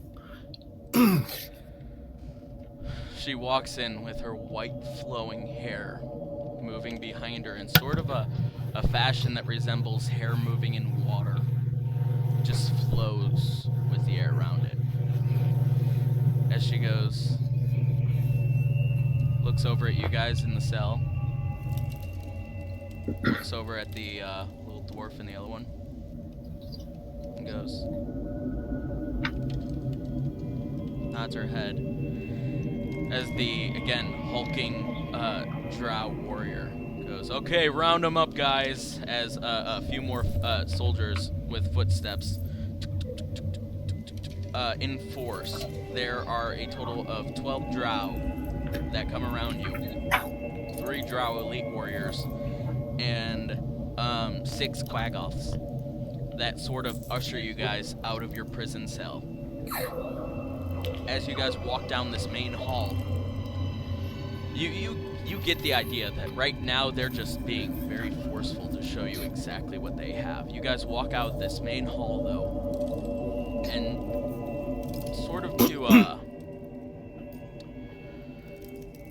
a little cliff edge. You guys come up to one more set of bars, you know, open up that, and there's a little cliff edge. and you look around, there are spider webs all over the place. In front of you is a rope bridge made out of silken webs themselves, with pieces of wood that look very unstable. But they usher you across, actually no, they just usher you over to the side between the rope bridge and a set of stairs that goes off to your right, down these steps, which, if you guys would like to know a little bit more, it might be difficult to see, but if you full screen it, you might be able to. I occasionally put this picture up of the map so that you guys can see it. So that is on the website, or on the Twitch stream, so you guys can see that if you'd like. And you guys right now are in section 11. Right between that rope bridge and the steps that go down to your right, you can see down a bit of ways, as standing behind you is just a wall of drow soldiers, and Elvira is just standing there. As two more soldiers come out behind everyone else, and they're just holding the dwarf in the chair. She finally speaks, and goes, "I'm glad you all could make it. As I'm sure my best friend has explained to you, I don't like to be let down. You see this little guy right here? He let me down. So as simply as I can put it, it is now my turn to let him down." As the gnome in the chair, sort of like coming to and realizing what happens, goes, no, please don't do this, as the two drow soldiers take him closer and closer to the edge and chuck him over. You guys get to watch as he falls 10, 20, 30 feet down until an echoing sound of strands of lines being pulled taut echoes throughout this entire chamber as he's caught in this giant web that goes all beneath the bottom layer of the platform for, and then of course past that web is a further down, but which again you can see that on the map too. There's a little side view as well, where the web is at. It's about halfway between where you guys are standing and the ground itself. He gets stuck in this web as you see a spider 4 times the size of the small dwarf come out crawling from a cave on the side, and then another one, and another one. As they slowly make their way toward him, he's screaming out, he's writhing, using every last bit of energy that he has, having been kept dehydrated and kept from food for days now. He's writhing, going, "No, please, help me!" As the spiders coming closer and begin to just tear off his skin. Bits and pieces of him go flying into the air as they eat him alive. And Elvira just looks down, smiles, and looks at the rest of you. So I hope you understand where I'm coming from. Right?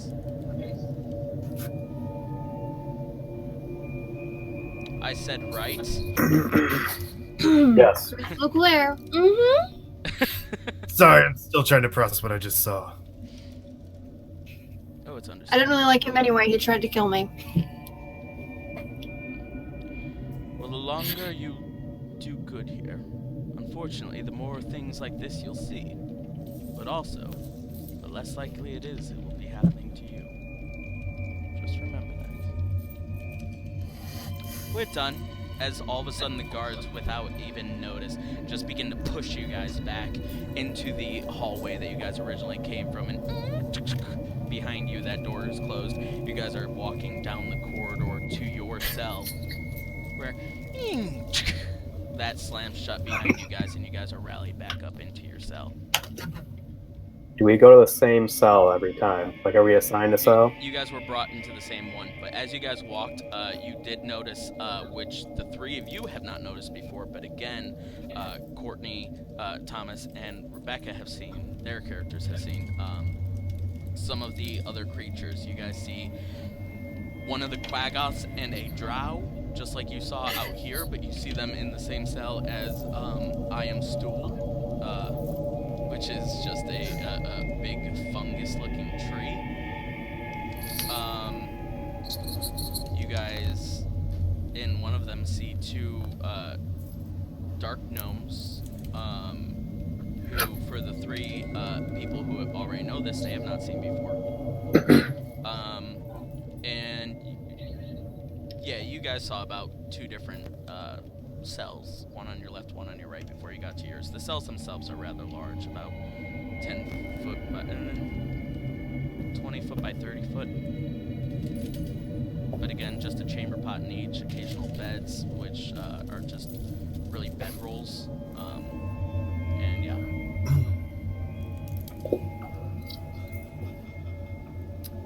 So we're back in the cell? Alright. I don't know about the rest of you, but I was willing to stick around until that chick brought the spiders out. I don't think I want to be around her anymore. What do you say we try and blow this joint? Well, did not see the wall of drow out there? Who said we have to go out the front door? Well, I was thinking that as well. I do have acid breath that could potentially eat through whatever's around us. We would My need to Eldritch get Blast is our hands apparently on our stronger than I realized, so maybe that'll help. But, Well- yeah, we also need to get our hands on our equipment. I was thinking like a gradual thing. You know, I don't know how thick these walls are. Yeah, I would like to point out none of you have your armor advantage either. Oh, that sucks. Yes. Wait, did they take my string? Did they take my ring of power away from me? Yes.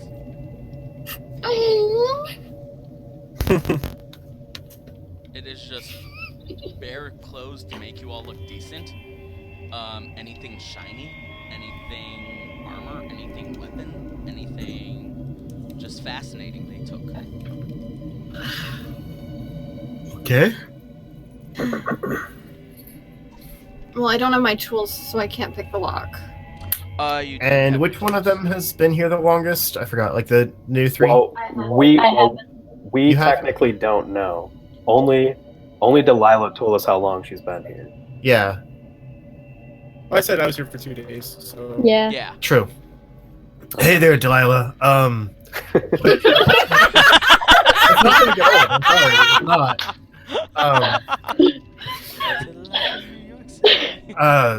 You've been here almost a week, right?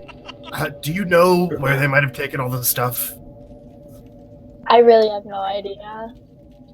They always come in and out of the door, but I have no idea where they go after that. All right. Have you seen any weaknesses in security? I have not. What about you other two? I haven't noticed anything in particular, but I did make a spider friend that can crawl along the webs connecting the place. Can the spider talk to the other spiders? I would assume so. Can anyone I was actually asking speak to the DM spider? kind of. I didn't know if that's like something that works. It is not, unfortunately. Oh man. Their beasts do not have a form of language unless you have the spell Beast Speak or anything like Okay. Nope. that. Their intelligence is not enough to understand. True. And How many guards are around us at any given time? Like in this. There are two guarding the front of the cell now. You can see, like, one of you say, like, has like something slightly shiny. You can hold your hand out the bar a little bit, take a look down the way, and see if you see anything, much like old prison movies. And you see two drow guards standing there. Okay. Another thing that I would like to point out is, yeah, a lot of these things your characters would not know. Mhm. But some of them. I have another kind of weird question. Are any of us shorter than 5 feet tall? I'm pretty darn close. I'm 5'1". That could work. No. Because one thing I could do is, because we still have our spells, one thing I could do is create a minor illusion, but it has to be a 5-foot cube, or in the under the amount of a 5-foot cube. So it could be a humanoid figure, but not over 5 feet tall. And it wouldn't be able to make any noise or anything, but I would like could to point out move. that it is normal sounds in this area. Right. Anyway, it could move, and so the illusion would appear that a person is outside the cell to lure them closer to the cell and knock them out and take a key. You have to deal But with I don't know how safe that is. Probably not very safe. Because we're all And unarmed. then you'd have to deal with the other one. Unless Well, you have maybe we should communicate with the other 3 in here. We don't know their abilities, what they can do. The guards at the end, though, they're on the other side of the gate. They're on the other side of that door. So they would have to open the door to actually get into the room that we're in, and then open our door for the room. But would they see a figure moving around? You could always make a loud noise. True, but I don't really need a spell for that. I mean, it's a cantrip. I can do it as much as I want, but yeah. I don't know. There's not much that can really be done There it is. until we get them in here. Because I could charm someone and have them help us get out, but I turn to the other 3 and I say, "What can you guys do? Are you spellcasters? Do you just like to hit things? What's your story?"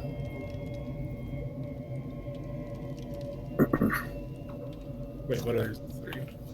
Let's start with you. You've been here for a while. What's your point to our Courtney? I forget your character's name. Delilah. Delilah. Sorry, I keep thinking Delphi, but That's yep. thing, ability.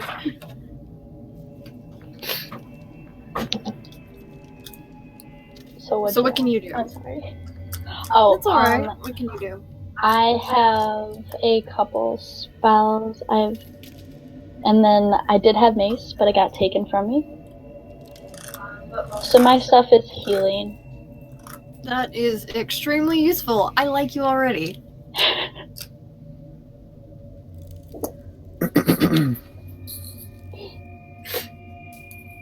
And I point to the male human. What about you? That is a lovely lyric. Great guy, I can tell.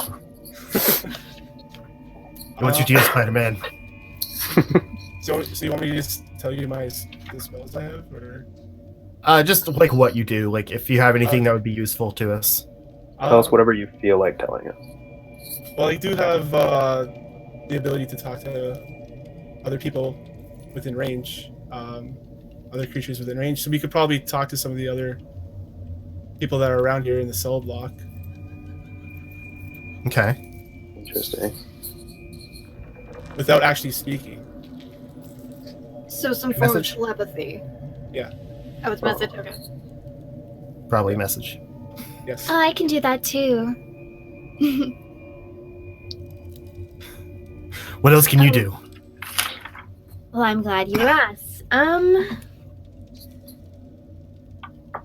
I mostly don't do combat if I can, but I do have a few spells up my sleeve.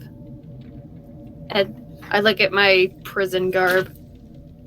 Or lack thereof sleeve.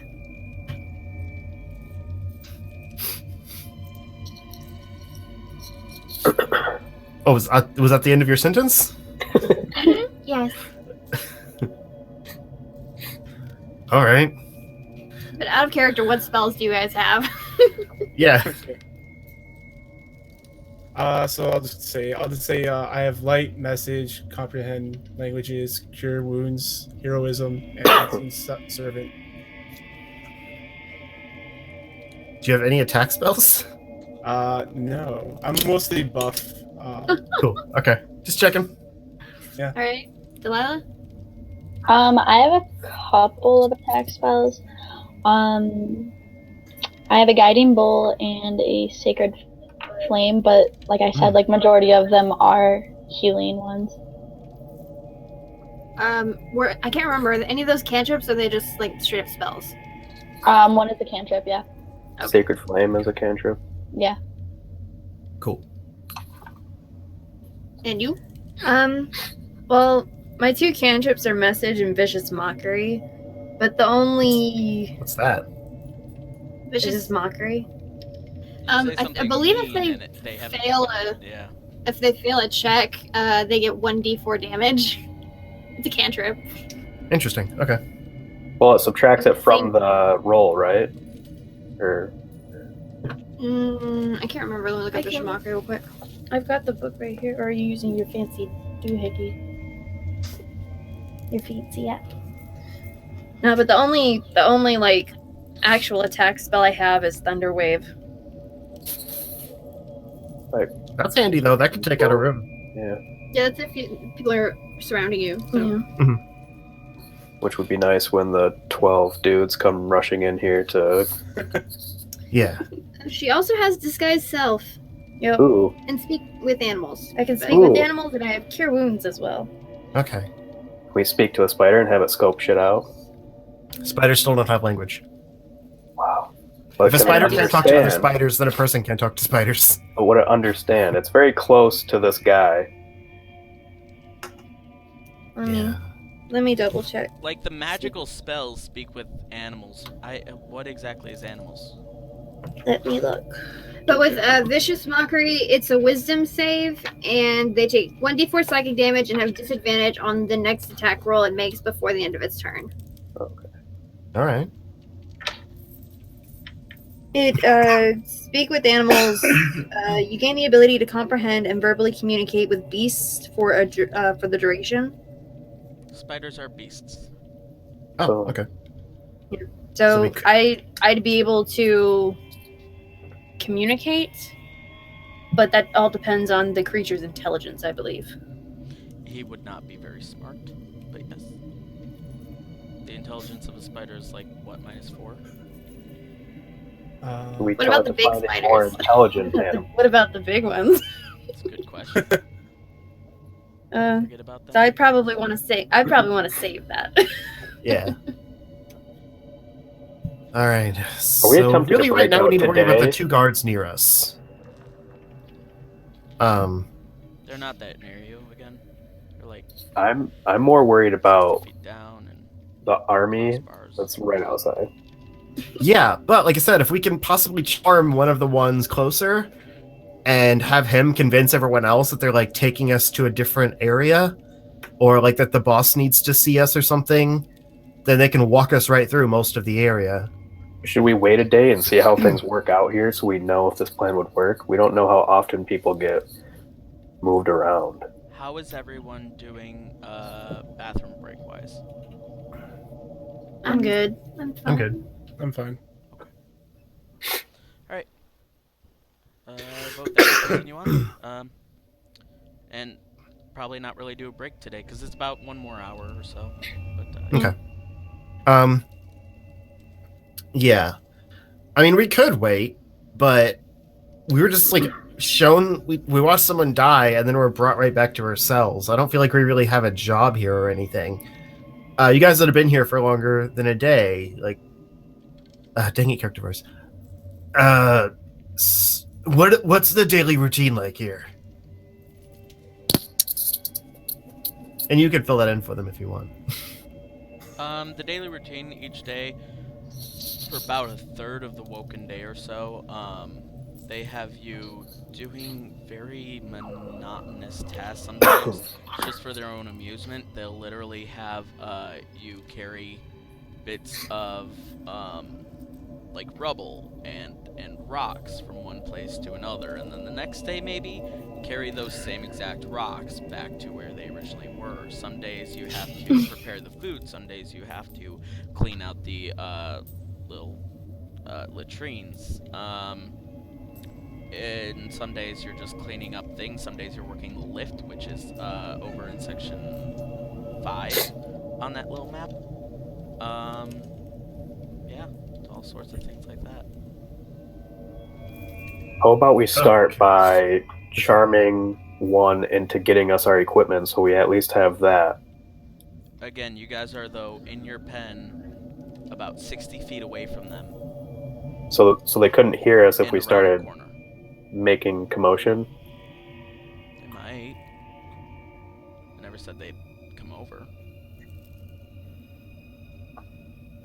You guys gotta, based on what the three of you know, though, you have maybe an hour or so until you're put to work for the day. Well, charm person lasts for an hour, so let's figure this out, I guess. How many guards come to collect you when it's time to go to work? There will usually be 1 drow and 1 quaggoth per prisoner. Per prisoner? Around, yeah. Okay, so They 12. separate the entire prison group into 3 sections. So 12 would come just for our cell.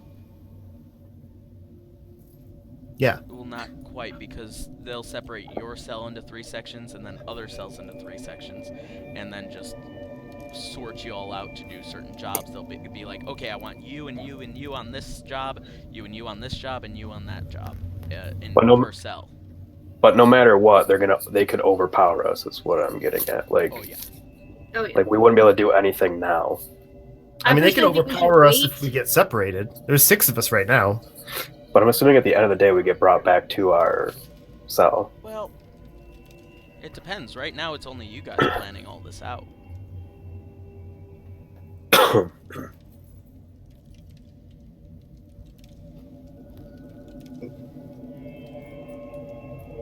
I also think we should bring in the people from the other cells. I'll be honest, I'm not great at waiting, and I'm about 5 seconds away from just trying to blow this thing open with an Eldritch Blast and seeing what happens. Oh my god. So, can we come up with a plan? I'm I trying. suggest we wait. Get a better idea of what we're dealing with. All we know is this hallway and the drop to certain death. That's all we know. It might suck to get separated, but we're going to get an idea of what the area is like, what we're dealing with, where to go. And besides, we might meet some allies, like these 3 lovely people in our cell, who I really hope will help us. And these 3 lovely people have already done this thing for a few days, so they have the intel we need. We asked them several times, and no one gave us any information. And they can listen to every word we're saying. I mean, the DM has given us plenty of information on their behalf. Yeah, they don't know much, but who's they? What do you mean by they? The other 3 in our cell Yeah, who have they been can here hear longer. you. But Yeah, that's what I said. Yeah, you guys Yeah. haven't been talking to the other people who've been there for a lot longer. We're just saying they Well- know the routine of what happens during the day, so we don't really need if I this. go Yeah. up- If I go up to the bars, can I see anybody like across from me and to the left? Yeah. Looking at you, certainly hear all of them talking in their own, but it sort of just sounds muffled because it's like a lot of different conversations being had. But can I like physically see anybody, or? You can sort of see off to your right and off to your left across from. Straight ahead of you is currently empty because that's Mhm. where the dwarf was. But you can see like the corners of and people and things moving around in there. I look to the right corner and I say, "Hey." All right. I also want to talk to the 3 in here and ask if there's anybody that they know that we can trust that may be nearby. All right.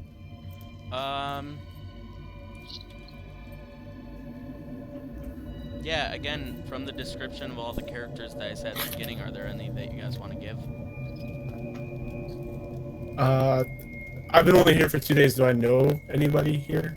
Oh, again, I went over at the beginning. There's Ront, who's Oh, the oh. orc. There's Those are all people that I know. Yeah, Yeah. Yeah. yeah. Okay, like I was confused about that. Delilah and Leslie rolled the highest for that, so they know the most people, right? Yeah, so we know like 5 or 6 of them. Yeah. There's Okay. Darendil the Quaggoth. There's Pupito, who is a talkative Darrow. There's Eldith Feldrun, which, to be fair, you guys would think that Eldith seems the most likable and personable.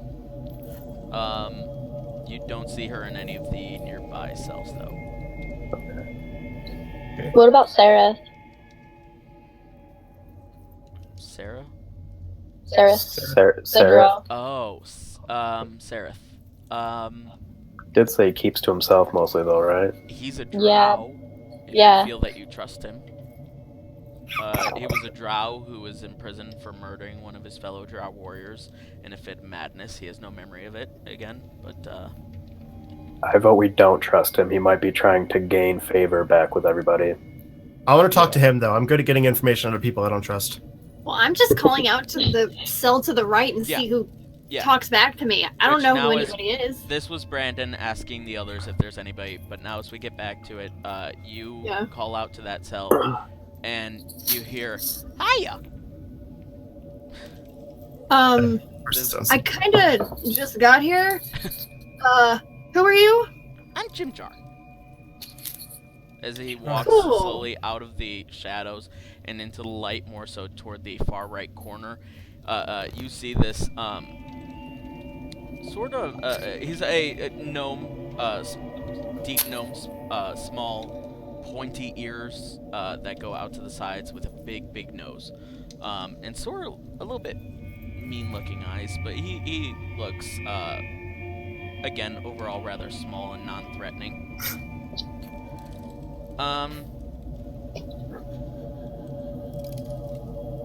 He walks up and folding his arms around the bars, he goes, "What is it that you want to know about the place?"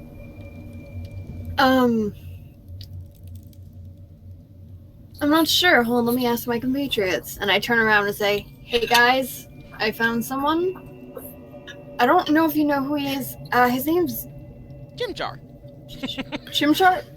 Very Yeah, loudly Chimchar. from the... Do any of you know who he is? I haven't met him. Neither have I. Okay. And I turn around and I say, "Why are you in here?" Where'd he come from? I got caught up by these drow people. I've been around here for, boy.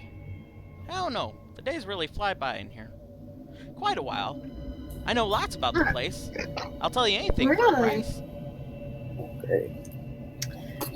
Well, you know, if I could come over there, I would.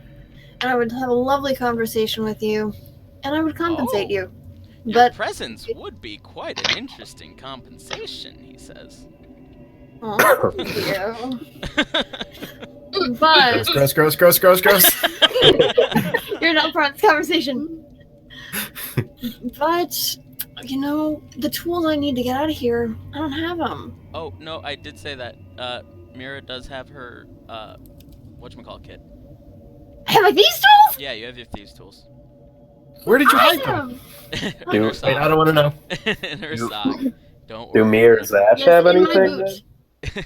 In your what? No, King. In your boots. Yes. I could come over there if you want. We might get caught about that, but tell you what, a piece of gold and I'll tell you anything you want. I have a gold coin on me. We can use that to give it to him.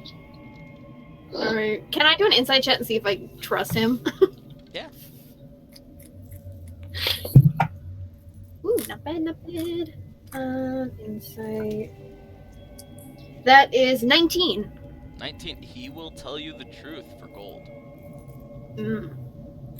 Are you willing to part with that, Delilah? Or Yeah. Anything to help us. Really? Very nice. You're very nice. That's a nice change of pace. Except for you, Jax. You're always. Yeah. I'm right here. I'm gonna single man No. out. Well, you're never nice. You are kind of a dick. I thought we were friends. You're the best of friends. Opposites attract. I hold out the coin, and I say, "I have a coin. If you want to tell me." I have the answers if you want to give it. All right. I look back and I say, "What questions do you guys want?" How to get out? Well, I can get out of the cell. Do you have any questions other than that? Maybe ask him about the guard rotations. That's all it says. She's kind of just playing with like the ground right now. She's been like smirking this entire time, just watching everyone bicker back and forth. All right. Do you know what the guard rotation is? Coin. Now, what if I throw it and I miss? If it's coin, I'll Then- catch it. All right. I toss the coin. Toss the coin. Just give us a basic, I don't know, sleight of hand.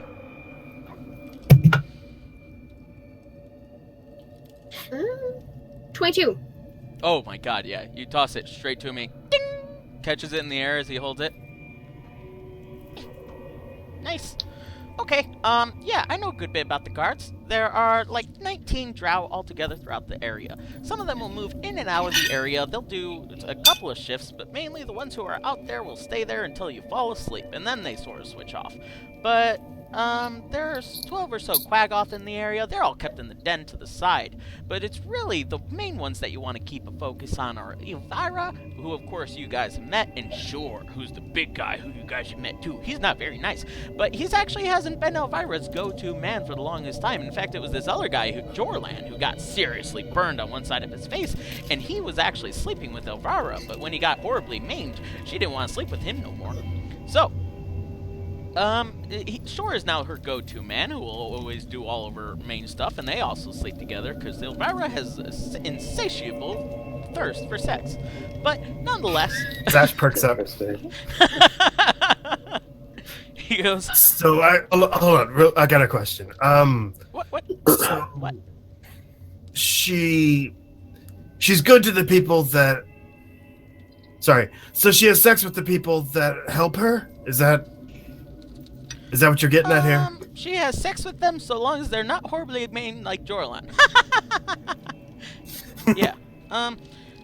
Mainly she has a go-to hunk, which she'll usually just sleep with. But that's always like her most trusted right-hand man.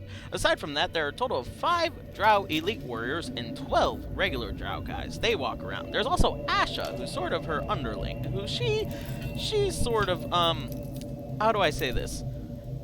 If you give her the opportunity to, she will try to take control of this whole place and put Elvira in her place. That being said, she's also trying to convince Jorlan to do that for her, because Jorlan has been put to past her ever since Elvira hasn't given 2 shits about him. So Jorlan sort of knows that she's deceiving him, but he doesn't care because he still wants to hurt Elvira, and he'll probably do anything that he can, really, just to make sure that she's hurt.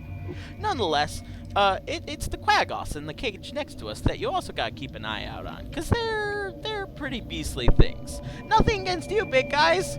Nothing here. Or, no, wait, I almost got the voice wrong. Nothing wrong with that. I'm a prince in a Quaggoth body anyway. Exactly. He goes back to it, and he continues telling this story about, like, some more intimate things than you didn't want to know about all the guards, like what they'll do in their spare time, things like that. No, I'm He even tells totally you, interested. He even starts to tell you about one of them who had an upset stomach a while back. But he finishes all that off with, nonetheless, if you really want to get out of this place, just don't use magic. There's no magic that will work here. That's really good to know. Like a magical barrier or something? That's what I've seen. Okay.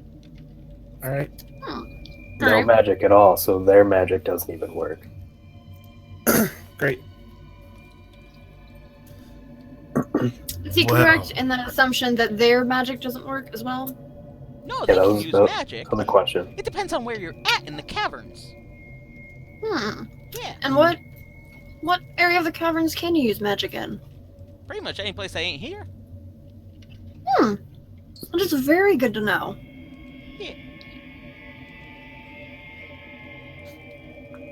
That's a And good on value your proposition. Yeah, really. And Yep. on your personal opinion, is there anybody else in the cells that we can trust? I bet that all of these people would probably help us so long as they could get out of these freaking cells. In fact, I will put money on it. How's 10 gold sound? I'll do 10 gold. 10 gold? 10 gold. You're not much of a gambler. At least, Oh, that's Not no today. fun. I don't want to talk to you anymore. Give me someone else who wants to put a bit of money where their mouth is. I Sweet. will! The door stands up, and I'm sorry, I have my mouth full. No worries. I don't have anywhere to put this. I can't reach the floor. She stands up and she kind of leans over to the bars. And she looks at him like, He sort of puts his cheeks and face. Oh shit, sorry. He sort of puts his cheeks and face like right up in between the bars and just smiles. she kind of does the same, but she's looking down, so it's a little weird. All right. 10 gold says that. And she points over to. Oh gosh, what was his name? The drow. Yeah. Seraph. He's gonna break out first. Well, nobody's gonna break out on their own, sweetie. No. I know, but who's gonna start the riot? She kind of That's does a the half thing. whisper. I mean, we haven't had this many prisoners in quite a long time. I suppose if everyone were to put their minds to it, it might work. But nobody, not one, will ever get out of here on their own. Where can we get our equipment? Our equipment? I'm gonna take a guess. I apologize if... I know in the rules, I read through all this at one point, and now I'm just reading it to refer. It's either in the area straight across the street, or across that rope bridge, or it's over where Elvira keeps all of her stuff. So I just want to double check.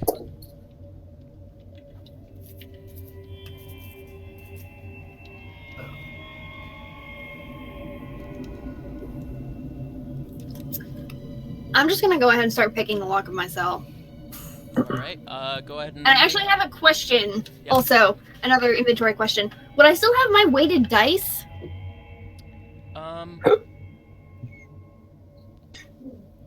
Weighted dice. Yeah.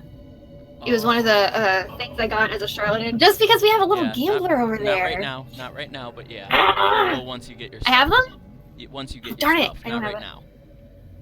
All Time right. has gone by. Because you said we had like an hour until the guards Yep. came back. That was about 15 minutes. I want to talk to that drow.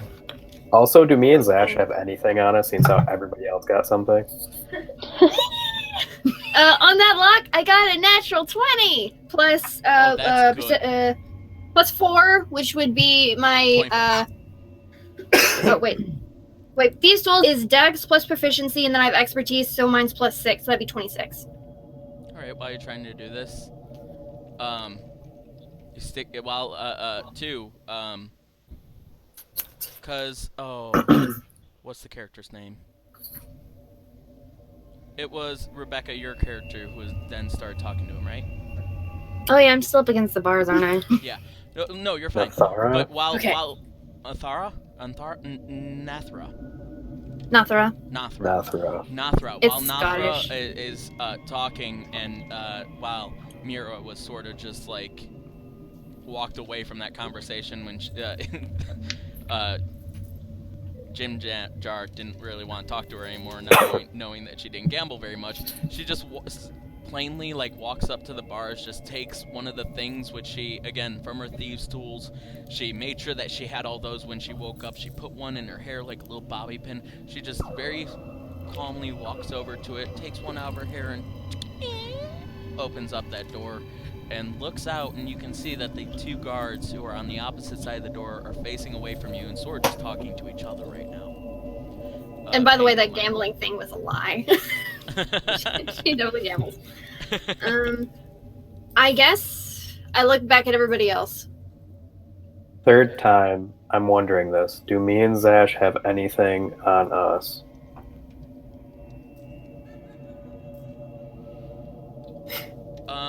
One second. Yeah, across the way is a guard tower.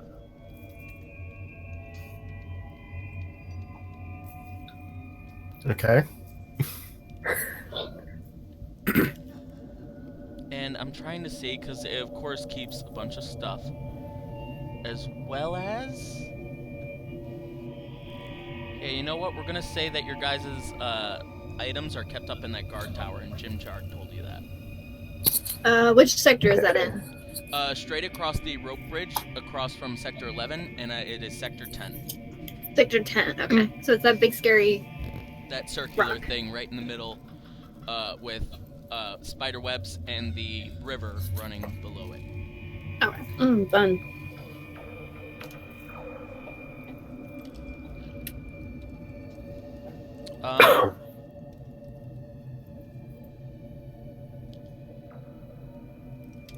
Okay, so what was your question again? If me and Zash have anything on us, Oh, everybody else you do not. was told. Because Wow. again, it was just mainly your weapons, unless there's something specific that you think is really small that they wouldn't have taken, and you want to ask me about that, but I mean, they took like everything from you guys. It explicitly says, though, that people with thieves' tools get a hold on to those. Gotcha. Okay. I mean, I had a bunch of useless small stuff, but it's not important. Like some incense. Okay. No, I don't have anything like that. All right. I still want to talk to the drow. Okay, yes, the drow. Well, the door's open now, the so you door's can now actually open, walk so up yeah, to do the you- cell. do you sort of But you walk don't- Yeah, but we don't want to be outside unless, you know, there's actually a reason to be.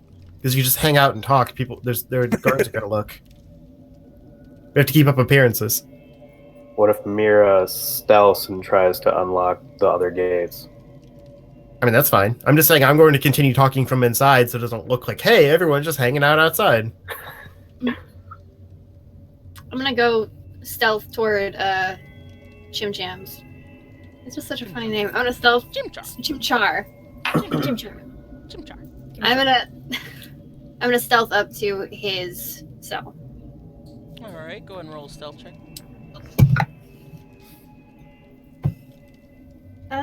That is a 21. Yeah. You He's sneakily actually walk rolling over. well tonight. And you're super stealthy about this. But as you slowly, like in the last few feet, you're like walking, like crouched, but still on the balls of your feet. You walk up to it, you're looking at the guards, making sure nothing happens, and you get close to him and he goes,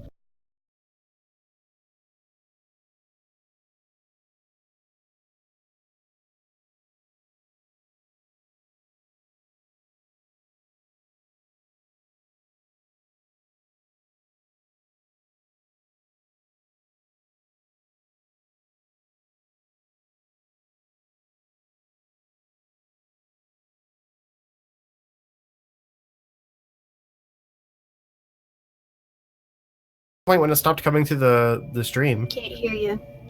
Still can't hear. No.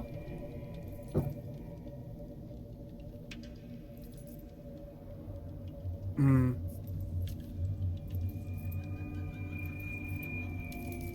Damn.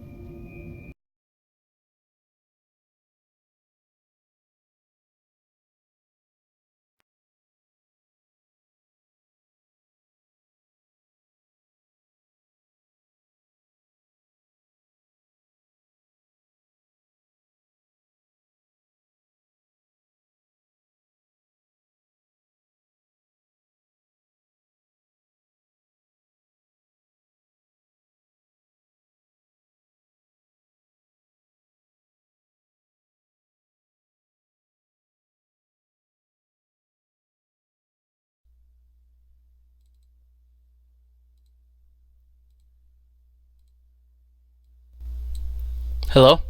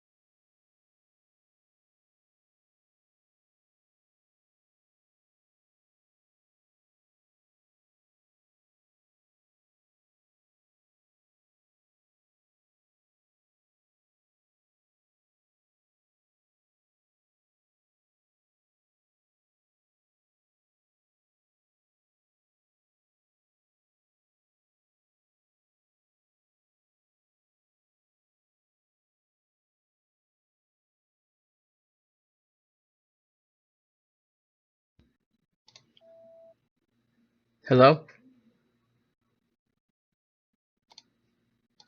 Hello. Okay. Can hear that.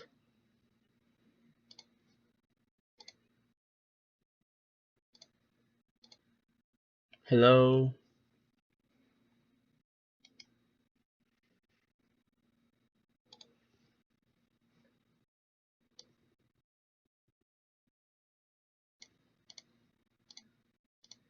Okay. Hello?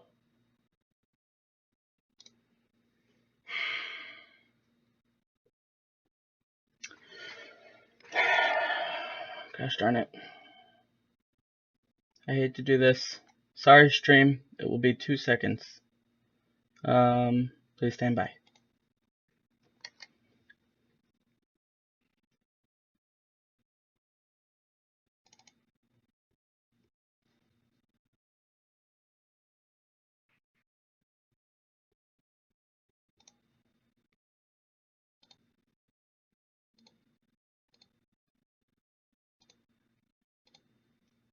Hello.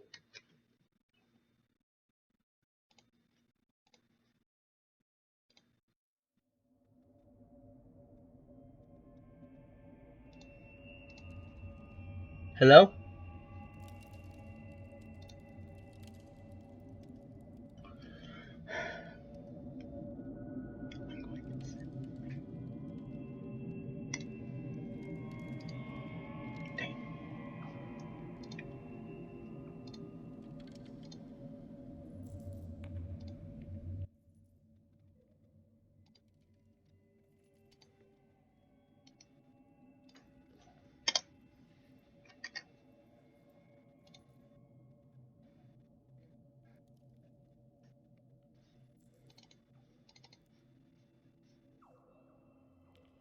Hello? Okay, I can hear you. Okay, we can hear Okay. you now. Yay! Alright. There we I don't go. know how that just randomly happens. My entire headset just stopped working. I don't know what it is. It's a plugged in one. Yeah, sorry about that. And then when I plugged this in, that was not working for a second. So we're still gonna wait here until. Oh, you guys can still hear me though on the stream, can't you? Hello, stream. In fact, let's do this.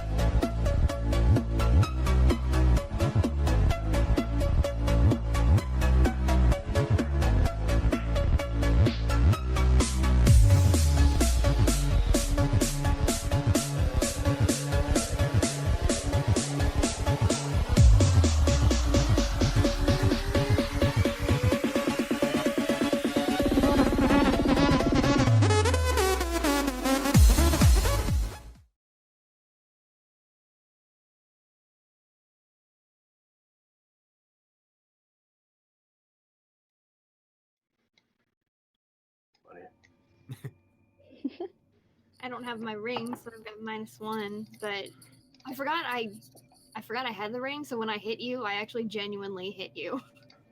I did the -1. Pretty funny. Oh, good. Okay, so we're gonna go ahead and continue on from that. How do I sound, by the way? You sound good. Okay. You guys seem really quiet on there. So I'm gonna turn me down to sync that. So where did we cut out at? I was About to say. I think I was creeping up to the Shimchar's cell, and he was saying Mhm. something, and you cut out right as he was saying something. Alright, yeah, he just very loudly says, Hiya! Alright, and we can get rid of this old screen. There we go. Back at it. Different headphones. Alright. He goes, why are you so worried? They're so busy on what they're talking about anyway.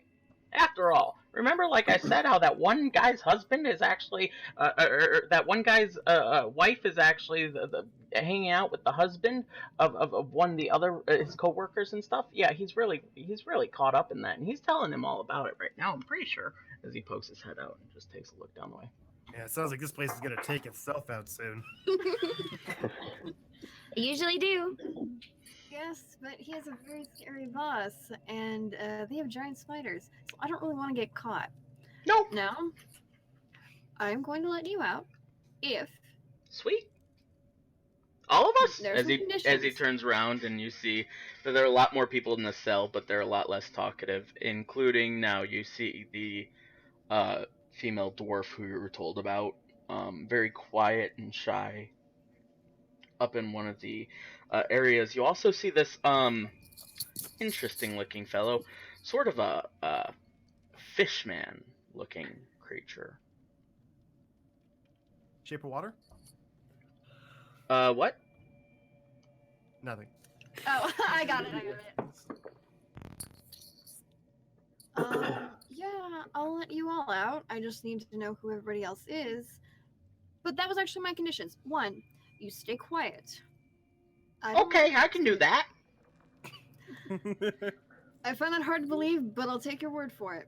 And 2, I am going to let everybody out. But we're going to have to overpower guards after I open locks. We're just gonna open locks and just attack? Okay. Jar Jar, you have to take your volume down to like a 1.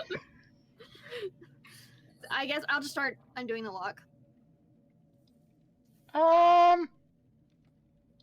As you try and do that, he takes a look. He goes, Bet you 5 gold you won't make it on your first try. I'll take that bet. Of All right. course, when I get my gold back. Yeah. Nathara quickly adds, kind of in a loud whisper, double or nothing. I'll take it.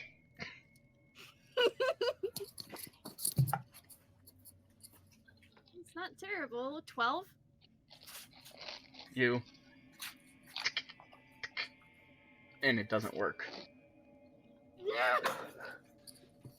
I look forward to your business. Do you want to make this interesting? Or do you want to stick with that? Oh, I want to make it interesting, honey. Gross, gross, gross, gross. See. If I get it this time, it's 10 gold. Okay. 18. Oh wait, no, shoot. The last one, dang it, I was doing sleight of hand instead of thieves' tools. The last one would have been, what is it, 8 plus 6. Last one would have been 14, and this one is, it was a 14 plus 6. This would be 20 total. 20 total. That's what you needed. Oh my god, really? And you open it, and he's like, All right. Well, I'll give you what she's paying me. Sora, when he says that too, he sort of just like nods, like he's not gonna forget this. Awesome. I got 10 gold. I need to figure out a way to weasel out of this. You Alright, you open it up, and all of a sudden, from the faces of the like sort of much more somber people sitting in this cell, the fishman walks up and he goes, "Ah, thank you. Shushar the Awakened is very appreciative of this." As he slowly you're just welcome, walks out. Shushar. And then, I go to the... or actually, to be fair, I don't think he speaks. He does not speak common, so he just goes, "Ah, bloop bloop, bloop bloop bloop bloop bloop bloop." Does he speak fish? What is? Well, yeah, he's Koatoa. He speaks Oh. Koatoish. Who speaks to animals? You guys both have your spells, as well as, in this cell is not him, but, you guys do know that, I Am Stool has the ability to, communicate as well. And who but is the he other only person? says the words "I am" and "stool," right? When he doesn't activate the spell. But Oh. when he does, you hear the words "I am stool." You are able to comprehend that it is a much more intricate language that only really yourselves or possibly a raccoon would be able to understand.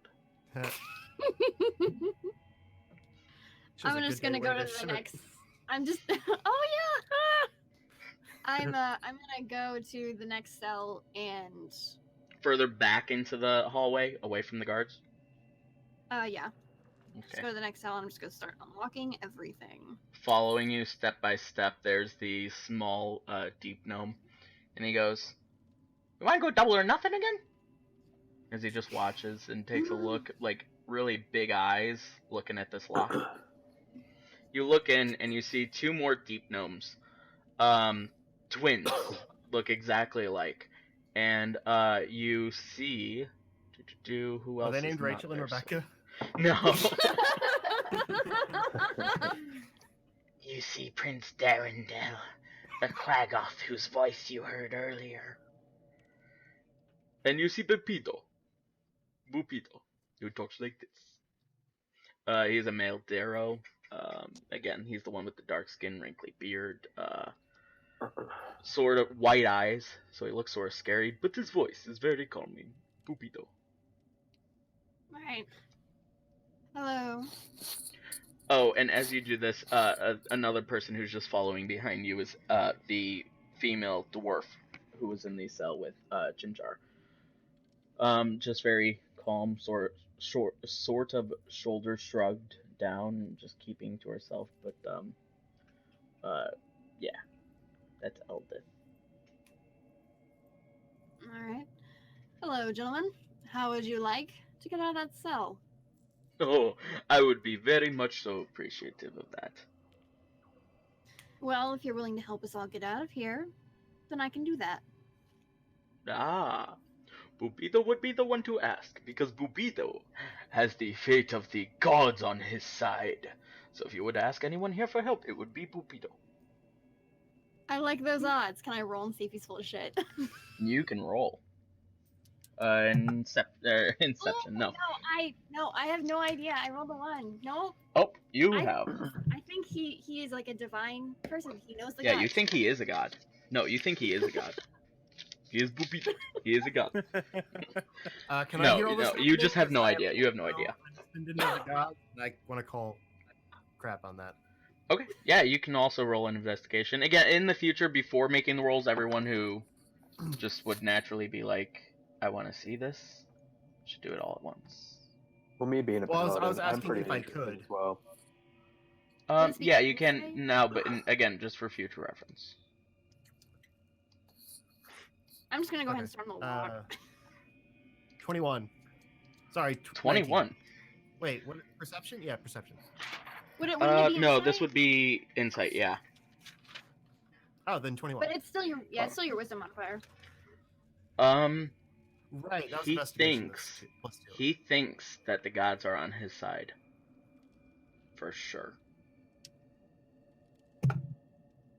I got a 24 for the lock. 24 for the lock. It also opens.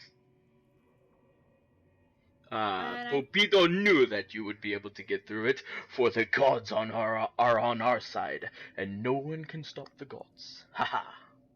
Every time he says that, Zash gives him a dirty look. Not my gods. Then you're a little bit surprised by seeing this.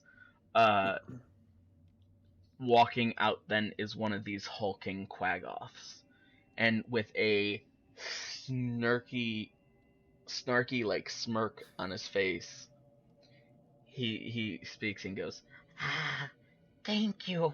Prince Darendel is very appreciative too. Well, I do like having the favor of a prince. Yes, Thank you. yes.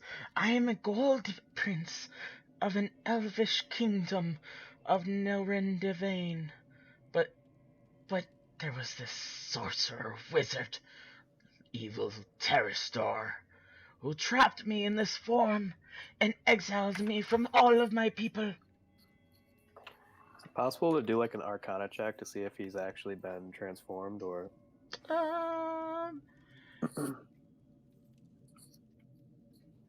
Yeah, you can roll for it. natural 20. Natural 20. You see no residual effects of any magical spells on him. Also, though, if magic doesn't work in this room, then I guess if he was transformed, wouldn't have been nullified anyway. Waste of a natural 20. Well, to be fair, Jim Jar did tell you that spells cannot be cast in this room. Yeah, they can't be cast, but it doesn't mean that they're all negated. Polymorph is only dispelled when someone reaches 0 hit points. Gotcha. And invisibility, if you were to cast it outside of the prison cells and then inside, it would still work. Okay. Yep. I So- turn around Okay. and look at the next lock. All right. Who's in this one?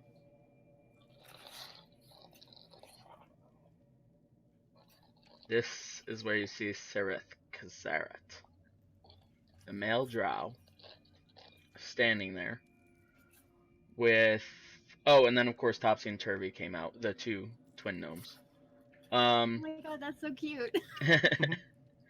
With a male orc, and that's it. Yeah, we finally got to the last of them. I want to ask Jim Jar if there's like a back way out of here that's like a little bit more discreet. No. Great. To the and the cell I'm facing just has the drow in it. The cell I'm This facing. one has the drow and the orc. All right. Ront. Just out of curiosity, I'm going to say in Undercommon. Oh no, the drow, the orc, and no, Stool was in the last one. Never mind. All right. In Undercommon, do you speak Undercommon? To the drow, Yes. with just a little smirk on his face, he leans forward and goes, "I do, darling." That's lovely. So why are you here? I've heard it's because they say you went mad and killed someone, but Someone is framing me. I did not do such things. Nonetheless, I don't give two shits about the rest of these people anymore.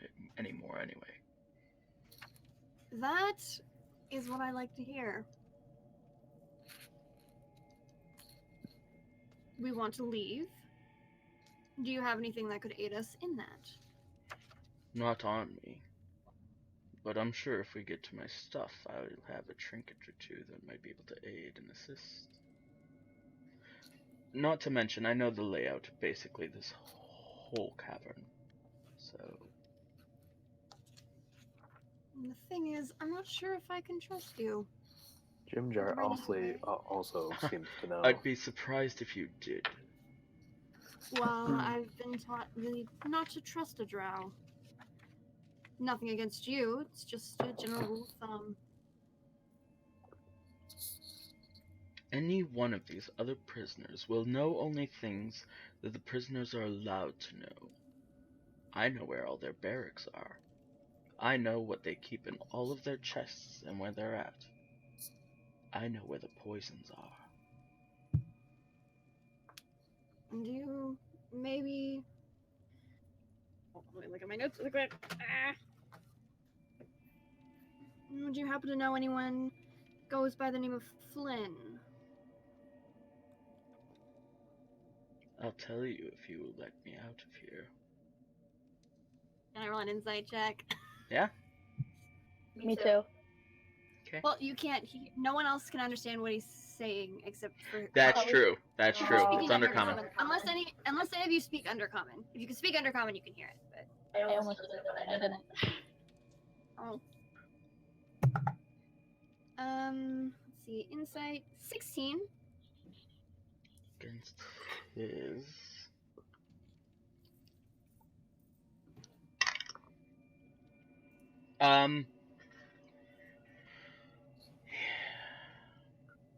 Probably I don't know. He's not. You sense that he's sort of telling the truth, but you also sense that he doesn't know much about P. Flynn.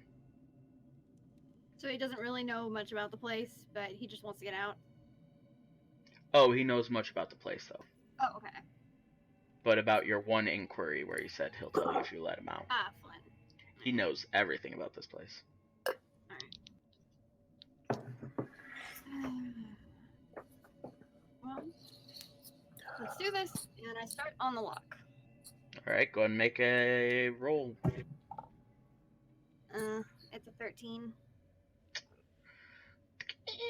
Or, no, not, sorry. And, one of your little pieces, the tip gets caught and broken in there. You can try again. You have more pieces in the thieves tool, obviously, but you broke the head of one of the unlocking tools. I'll try again. All right. Oh my god. 9. And it's like it's getting caught on the piece itself.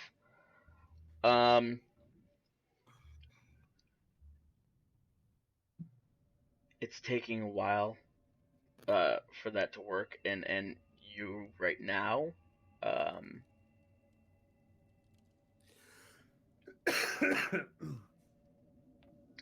yeah, to be fair, you can only retry a certain lock after a short rest.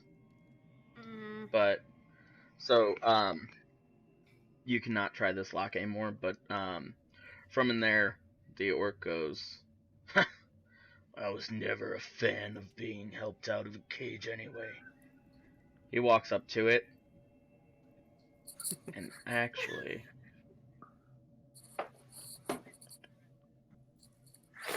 he's gonna. I kind of gesture towards it, and I say, be my guest. He puts his hand on the bars and.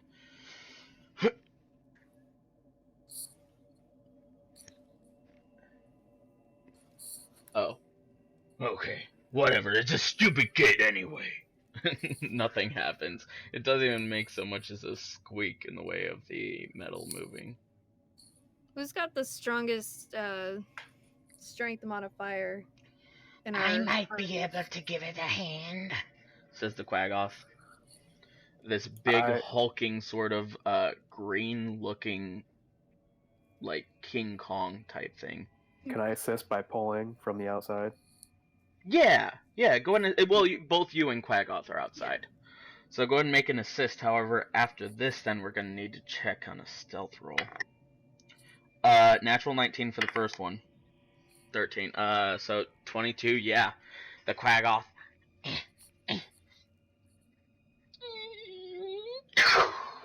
The bars just literally separate themselves from the joint of where the door was, as he just ding ding ding sets that down, and Ront just all whatever. I loosened it for you as he walks out.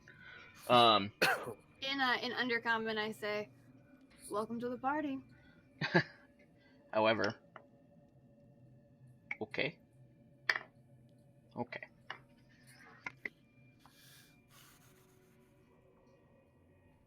Is that all of the doors, or? Yep, that's all the people in all the gates. Okay, just making sure. Just then, the tree fungus-looking guy just sort of moves up and goes, I am Stool.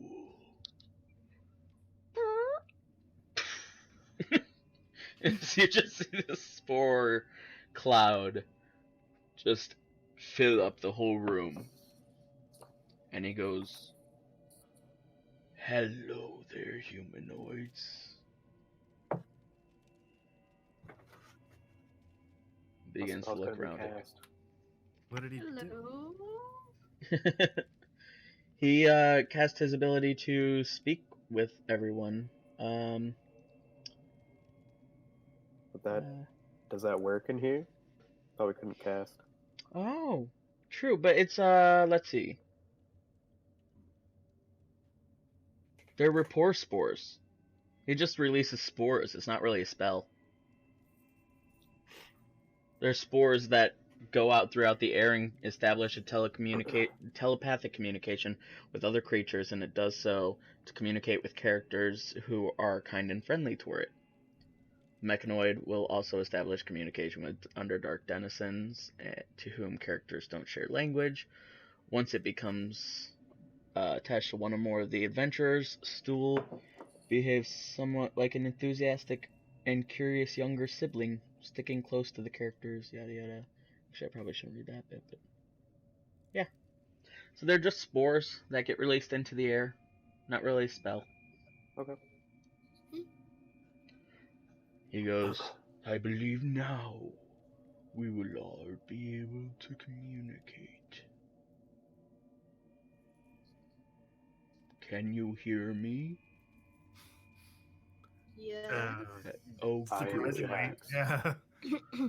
Good, good. This way we can speak in our minds too, without being a further possible nuisance. As he looks past the crowd and looks toward the guards at the far end. And then all of a sudden, in all your heads, you just hear Jim Jar go, "Oh, that's great to hear!" Oh no. Jim Jar, I will kill you. Yeah, whatever you say. 99 bottles of beer on the wall, 99 bottles of beer. You take one down, pass it around, 98 bottles of beer on the wall. It just continues on. Nathara starts singing along. She sounds a lot better than he does. Yep. But the two of you still, he's trying to harmonize to your better vocals. You continue on. What is everyone else saying in this telepathic communication?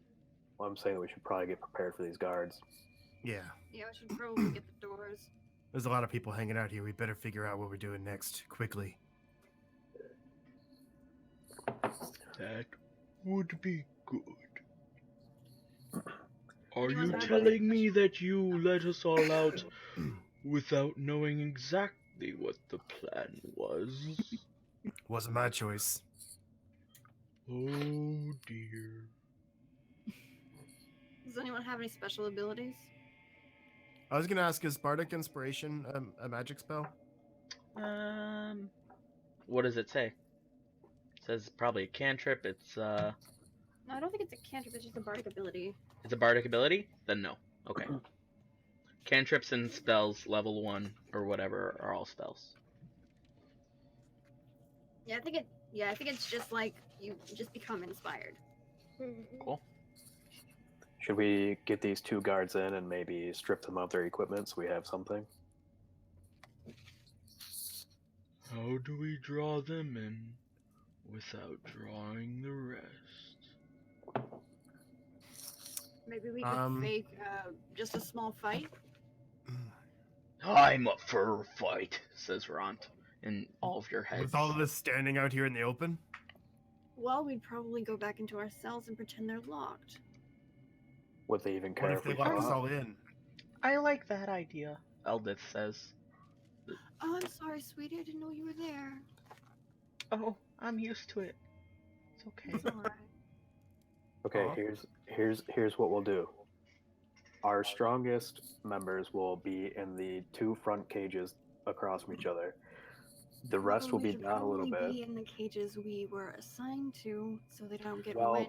my idea is that Yes, we that's jump probably out a and grapple good them, idea. So we're gonna want strong fighters that can actually hold them in place. I know I'm up for it. And so is Pupito, because Pupito has the fate of the gods on his side. And then we have two start fighting a little bit further down, so they walk past, and then we can jump as they walk past.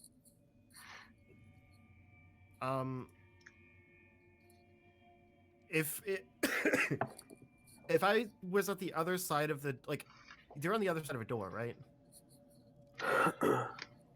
Who? The guards. Yeah.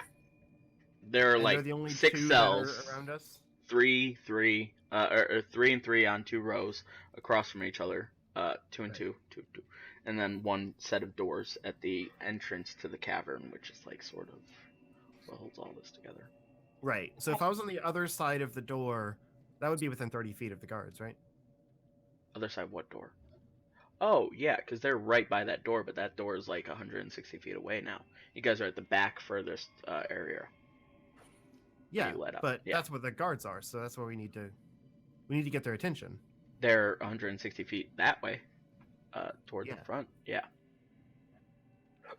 Alright, how much longer is it until the guards come get us though? Good question. 25 minutes or so. It's been about 35 now. So we need to act quick. Okay. Here's my thought. You guys can have your attack plan. I don't think that's gonna work, but it's a good option. If they come in here, I can charm one, have him punch the other one, knock him out, and then we can walk out with that guard.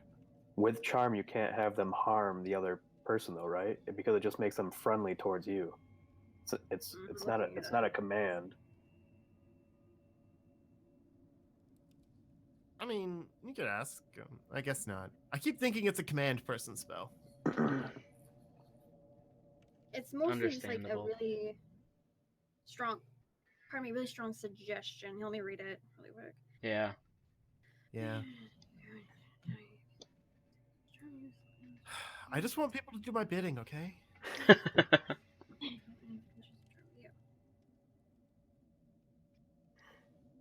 Charm creature regards you as a friendly acquaintance. So it just sees you as a friendly acquaintance. It's just more inclined to do what you want.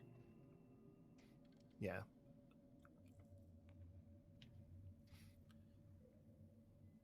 Is there anything in the area we can set on fire? Oh wait, I can't use magic. That wouldn't work anyway. I can't use magic. All right. Like, for part of it, I was guys- figuring if you meant, like, you went outside the gate, but that would be...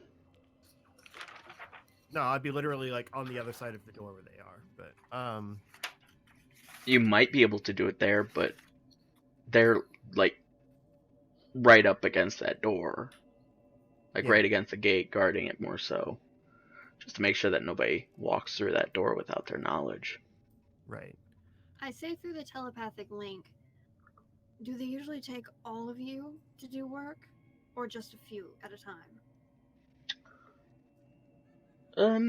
Bubido, gets often taken to do menial tasks, and sometimes I'm with about 3 or 4 other people to do the same task, and then the next day it might be different people, it might be same people, but they usually split us up into about 3 groups. Oh, they take everybody. They take everyone. They take everybody. Everybody is out of I feel these like cells. we're gonna be better off getting a jump on the 2 guards rather than waiting for the 12 that are gonna come for everyone. Right. That's what we're trying to do. Does Seraph know like a quick getaway if we can get those 2 guards out? And Sarah just goes, not so much of a quick getaway, but I know the ways to get out of here, yes. There are Would you know a couple of ways, but none of them are quick, and none of them are easily accessible. Well, Out whichever of- way gets us to our equipment is the most preferable. Out of out of the whole group here, do any of you have ideas, the people who've been here long, on how to draw the guards in without setting off alarms? Well, let me think.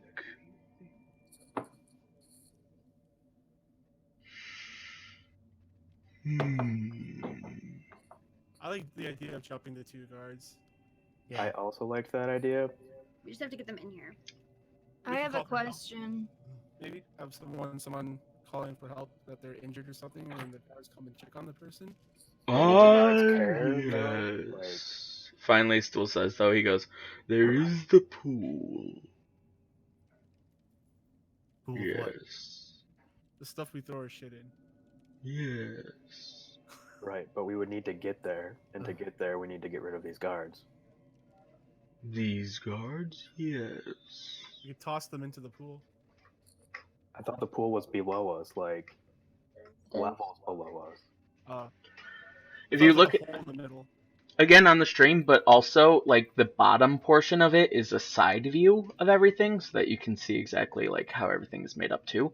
You can see like where the webs go around the guard tower, straight across the way from your prison cells right now.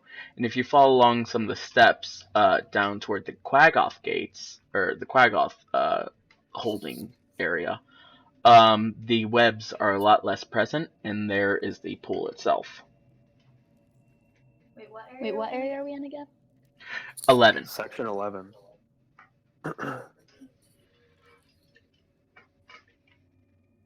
So across the way is section 10, which is the guard tower, and there are webs all below that.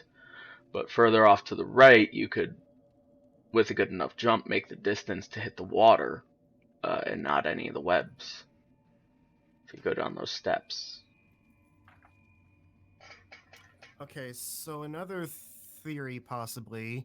I mentioned using minor illusion to kind of create like a small person to like make the guards think that someone escaped. We can't cast in here. I know, but if I go up, if I go up like right outside the doors, that it might work. That's where the guards are. Yeah, Might work, right. that's though. exactly where the guards are. So you would have to stand next to the guards to cast the spell. No, on the other side of the door. Yeah, That's where they are. that's where the guards are.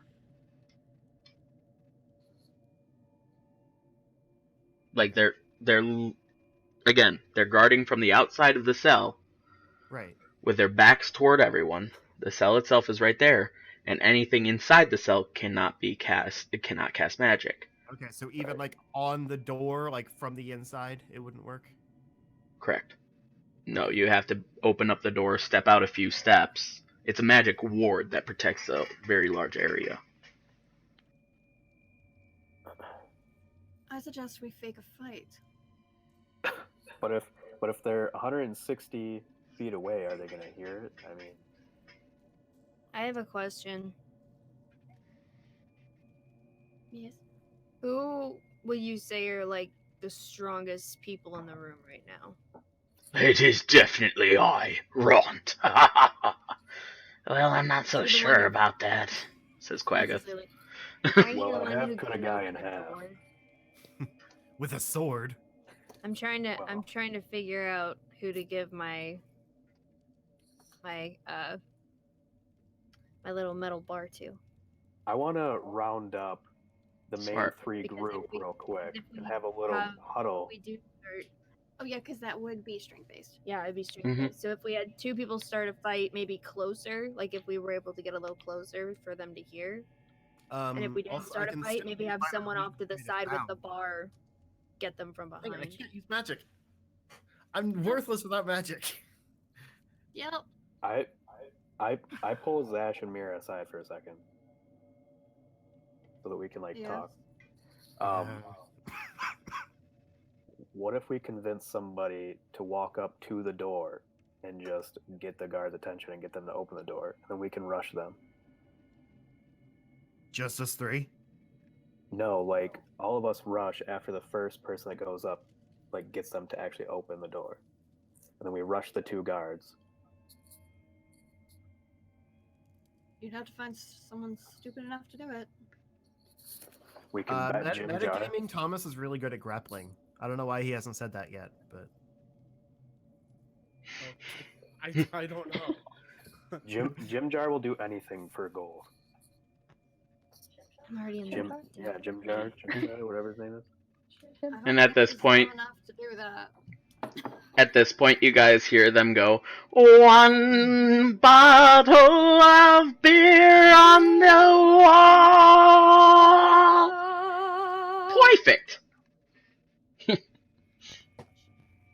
that said out loud? Alright, so what were we doing? No, it was still in your guys' telepathic communication, okay. but it was That was overshadowed loud. by your guys' actual conversation, but it was still there. Still nagging at the back of your guys' conversation the whole time. Just wait till I get my weapons. No one's I liking just my go to the ideas. group I'm out and of I say- ideas. I go out to the whatever group you and I guys say, do. I want the link. We need someone to go up to the door to distract the guards so we can rush them. Is anybody willing to do that? Oh shit. I say through the telepath link. How about I just run up to the door, open, like I try to get don't- them to open it, and then just grab I it don't from feel the like table? anyone would just volunteer for that, though. I really Not don't. even, not even a man with gods on there. Yeah, exactly. I know. That's why I had to think about it. I was like, would Pepito do this? I don't think so. I Pepito wouldn't look- just. Actually, I look to the orc and I say, it would be a wonderful, wonderful way to prove yourself after that failure with the door.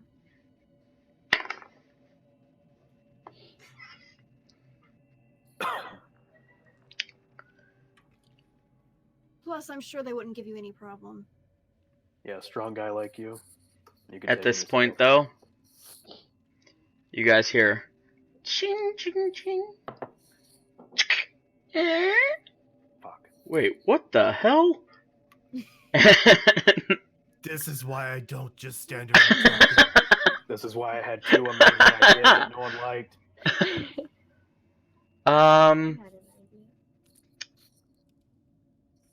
Yeah.